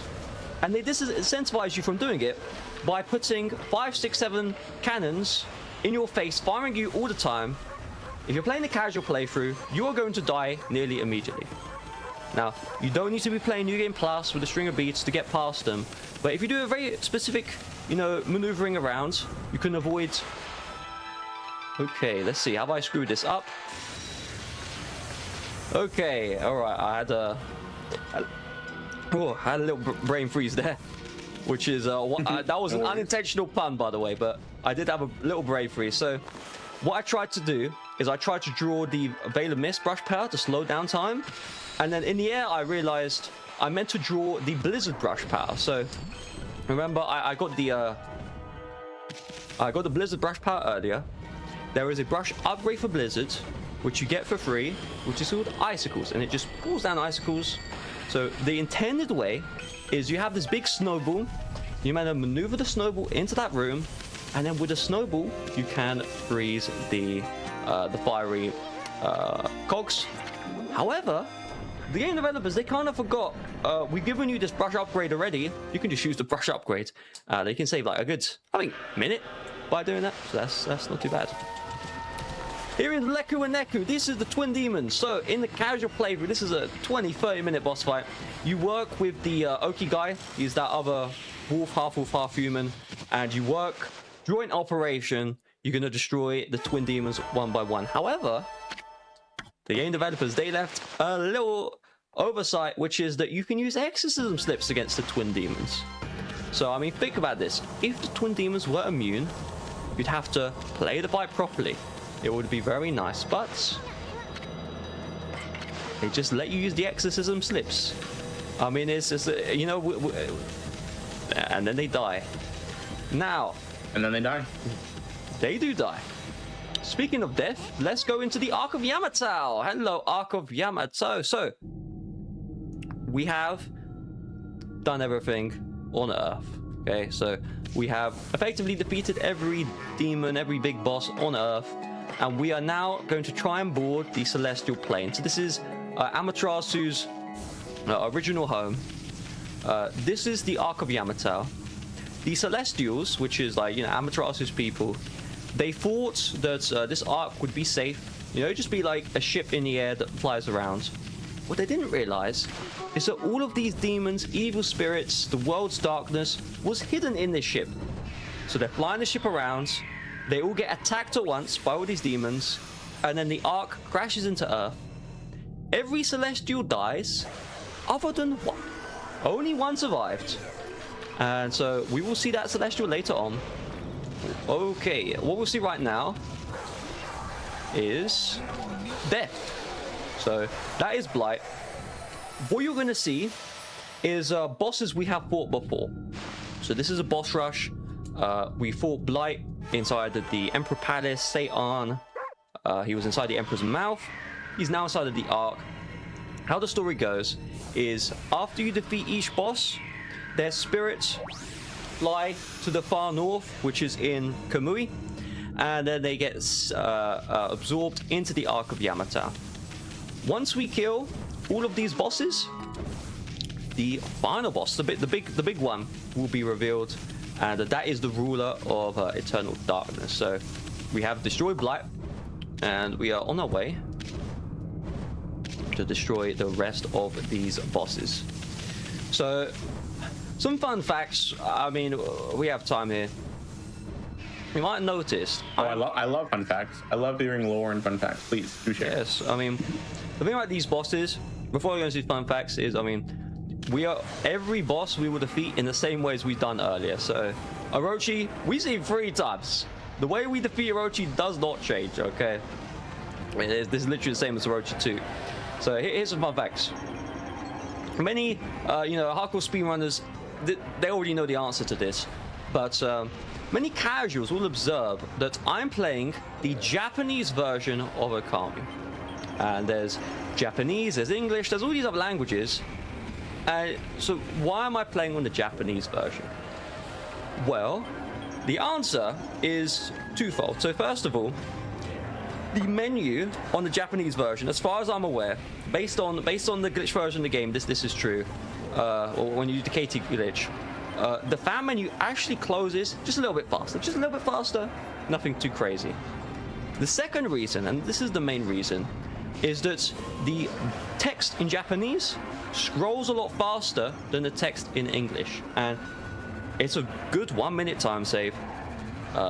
And so that, I mean, even in like the Hana Valley tutorial dungeon, there's like this little section with Susanoo, and you literally lose about 10-15 seconds. Yeah, that's more like 5. I'm just clickbaiting there, but it's good to like 5-6 seconds just from text scrolling, because English is that much slower. So those 2 factors definitely are big. Now let's take a look at Orochi. Let's see, Orochi's quite a big boss. The bigger they are, the harder they fall. That's what they say. And now Orochi is dead. All good. Bye-bye, Orochi. What I find really convenient Bye-bye. is in the story how it works. Orochi is destroying everything, destroying everyone. Everyone's scared of Orochi. But this lady creates some alcohol, and then you just happen to bring that alcohol with you, and then that alcohol can be used to defeat Orochi. But in the Arc of Yamato, there's conveniently slots on the floor, and there's just conveniently alcohol already there. It's just pre-placed there. It's like, just, I mean, magic. It's just, wow. The alcohol just teleported into the Arc, and without it, we wouldn't be able to defeat Orochi. We are... And what are we... This is like the home stretch now. We're getting to the final areas of the game. Correct. This is... When you enter the Arc of Yamato, you are in the point of no return. So, the only way I can leave this place is by cheating. So, we're not going to be cheating. We need to defeat all the bosses. There is no exit. No official exit. So, let's get to work. This is Spider Queen. In her original dungeon, you only needed to connect 2 vine buds to open her up. In the Arc of Yamato, they made it tougher. They made it free. But she does die in about like 10 seconds. And she is now fully dead. I mean, the same stuff. I open her up by just maneuvering the camera to get those vines onto her hooks. And I can use the power of the exorcism slip to destroy Spider Queen nice and quick. And the good thing is, a lot of these bosses in the earlier part of the game, you know, you wouldn't be able to do the strategies I was doing in a new game playthrough. However, this far in the game, after defeating every boss, look at my money. I am very rich. So you can see I have nearly... You are the 1% right now. That's happening right now. Yes, I'm the 1% in Okami HD. Please, can I withdraw this into the real bank balance? I wish I could. Hopefully the game developers issue an update that can help with that. But real talk though, when you're in the Arc of Yamato, each boss you defeat in the Arc, you gain so much money that you are able to get unlimited exorcism slip larges. You can effectively do every strategy you see here. If you can't do the strategy, maybe your weapons aren't doing enough damage, just spam the exorcism slips. You can buy unlimited. You have unlimited money at this point of the game. And it's highly recommended. Just buy as many exorcism slips as possible. You know, for whatever reason, you can't beat the boss normally. Well, you can open up the menu, and there's an exorcism slip waiting for you. It's really wonderful. So I am on the final enemy in the boss rush, and so this is Ninetales. After this, we see the final boss, the boss we've never seen before, and this boss shows up on the very special day. I also noticed there are smiley faces on the floor. I don't know if you have noticed that. Look at that. Oh, I didn't. Yeah, I see that. Yeah. Lots of them. So I guess while we're, wrapping up this run here, I am curious just to how do you feel about Okami's 20th anniversary? Just in general, like your relationship with the game now, your relationship with the speedrun, with the community. It's a very special day. It is 100%. I mean, I saw on a... It is a very big deal. As far as regular fans go, I mean, the speedrunning community is very small, but as far as regular fans go, I see posts with like million views, just a celebration of the 20th anniversary. So like, a lot of people do want to see the sequel. As far as the 20th anniversary itself, as far as speedrunning goes, it hasn't. So as far as speedrunning goes, when the sequel was announced, there was kind of a renaissance. I don't know if that's the right word. I was trying to like speak French, but I know like no French words, so that might sound awful, but there was a revival of the Okami speedrun community. Even I came back. I was like hidden away, and you had a good 5-6 months or maybe 7 months where everyone was back. But, that kind of faded down, including me. I play a lot less. When it comes to the 20th anniversary, to be brutally honest, it kind of hasn't resurrected the revival. I think most Okami fans and speedrunners are excited, but I think we want to actually see the sequel gameplay. We want to see a release date. You know, at the moment we're looking at 5 years away, so that's definitely. I know that I'm excited for the sequel. I know that a lot of people are excited for the sequel, and I'm sure that another golden era or like renaissance or revival is just going to come up both for Okami and of course with the new Okami too coming out. I think that's just going to really spark joy in a lot of people, and it's going to, that same magic that we had with this game, you know, I can't wait to eventually have Okami 2 on the scenic route if it doesn't end up being 7 hours long in the glitchless run, that is.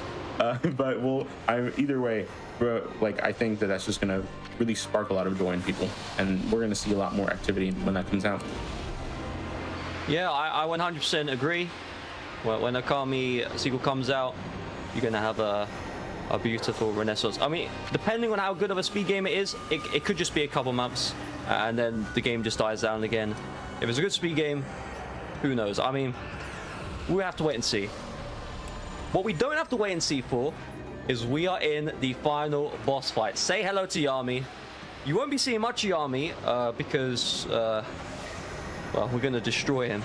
So he is the ruler of darkness, and how things go is that the day of darkness has been upon us. So the sun has effectively been swallowed up and is gone. This has caused Amaterasu to lose all of her power. It's been stolen by Yami, and so the boss fight is we are attacking Yami, and once we do enough damage, we get one brush power back, one by one by one by one. And so you've seen the first phase went by very quickly, and that's because I have 10 times damage, I have the beads, I can just deal so much damage to this boss. It really is incredible. However, the same can't be said for phase 3. So this is the slot machine. This is pure RNG, and let's check this one out. I said earlier there was no RNG. I guess there's some RNG here. So first of all, let's do some preparation. Some wonderful preparation. Here we go. I need to get the jackpot. Can I get the jackpot? Here we go. Here we go. Here we go. Go. Yes! Oh, oh man, this is incredible. So you'll notice there are three Yami. So I'm a little bit shocked. I'm a little bit shocked. So there's 3 Yami symbols. In order to advance to the next phase, you need to get the jackpot 3 times. Let's see, can I do it a second time? Okay. Okay. All right, this is looking pretty good, huh? This is looking great. Okay, so again, there's, if you've ever played a slot machine before, you pull the lever, and you can be a long time without the jackpot. But I just got 2 in a row. But can I get 3 in a row? See? Oh, this is crazy. I can't believe this is being recorded. Oh my goodness. Beautiful. Oh, that's incredible. Beautiful. You can be here for a very long time, but I mean I won't be here for a long time because of that. That's crazy, damn. Okay, that's very good.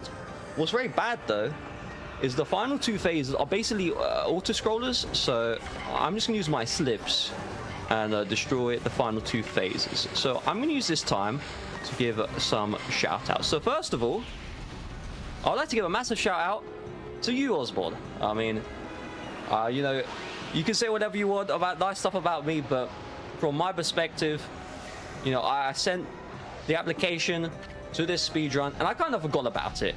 And then to have that beautiful Discord message, the best message ever, giving that invite to do the speedrun on the 20th anniversary. I mean, I have to give a massive thank you to yourself, first of all. Thank you for being here. Honestly, this has been such a great run, and I need people to know we see your submissions. We do.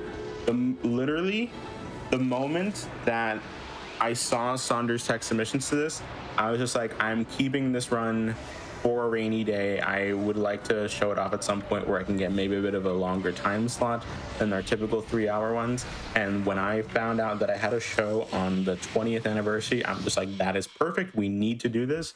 And it's just, I have no regrets because this has been so fun. It really has. Second of all, I would like to just shout out, there was this very beautiful speedrun that happened recently. I would say in my opinion, maybe a legendary speedrun. So with the RTA, that's time, by the way. Time, we complete the run. But with the RTA, recently got the world record for the fastest completion of Okami, and he did it in 1 hour, 4 minutes, 32 seconds. Now, that was with glitches, New Game Plus, fastest completion, but that is just such an insane speed run. So for some context, we did that in 3:46. Now, well, actually, no, that's because we did a lot faster because I saved the game and I didn't load it back. This IGT is fake. The real time is correct. I don't know what that is. But going back to earlier, when it comes to the fastest completion of Okami, that speed 1 hour 4:32. Not much goes wrong in that speed run. You can watch it and you're like, where's the mistake? It doesn't. There's like no real mistakes happen. So I wanna give a big shout out to that speed run. I'd like to give a big shout out to Alright. So this whole glitchless category didn't exist 20 years ago, literally 20 years ago.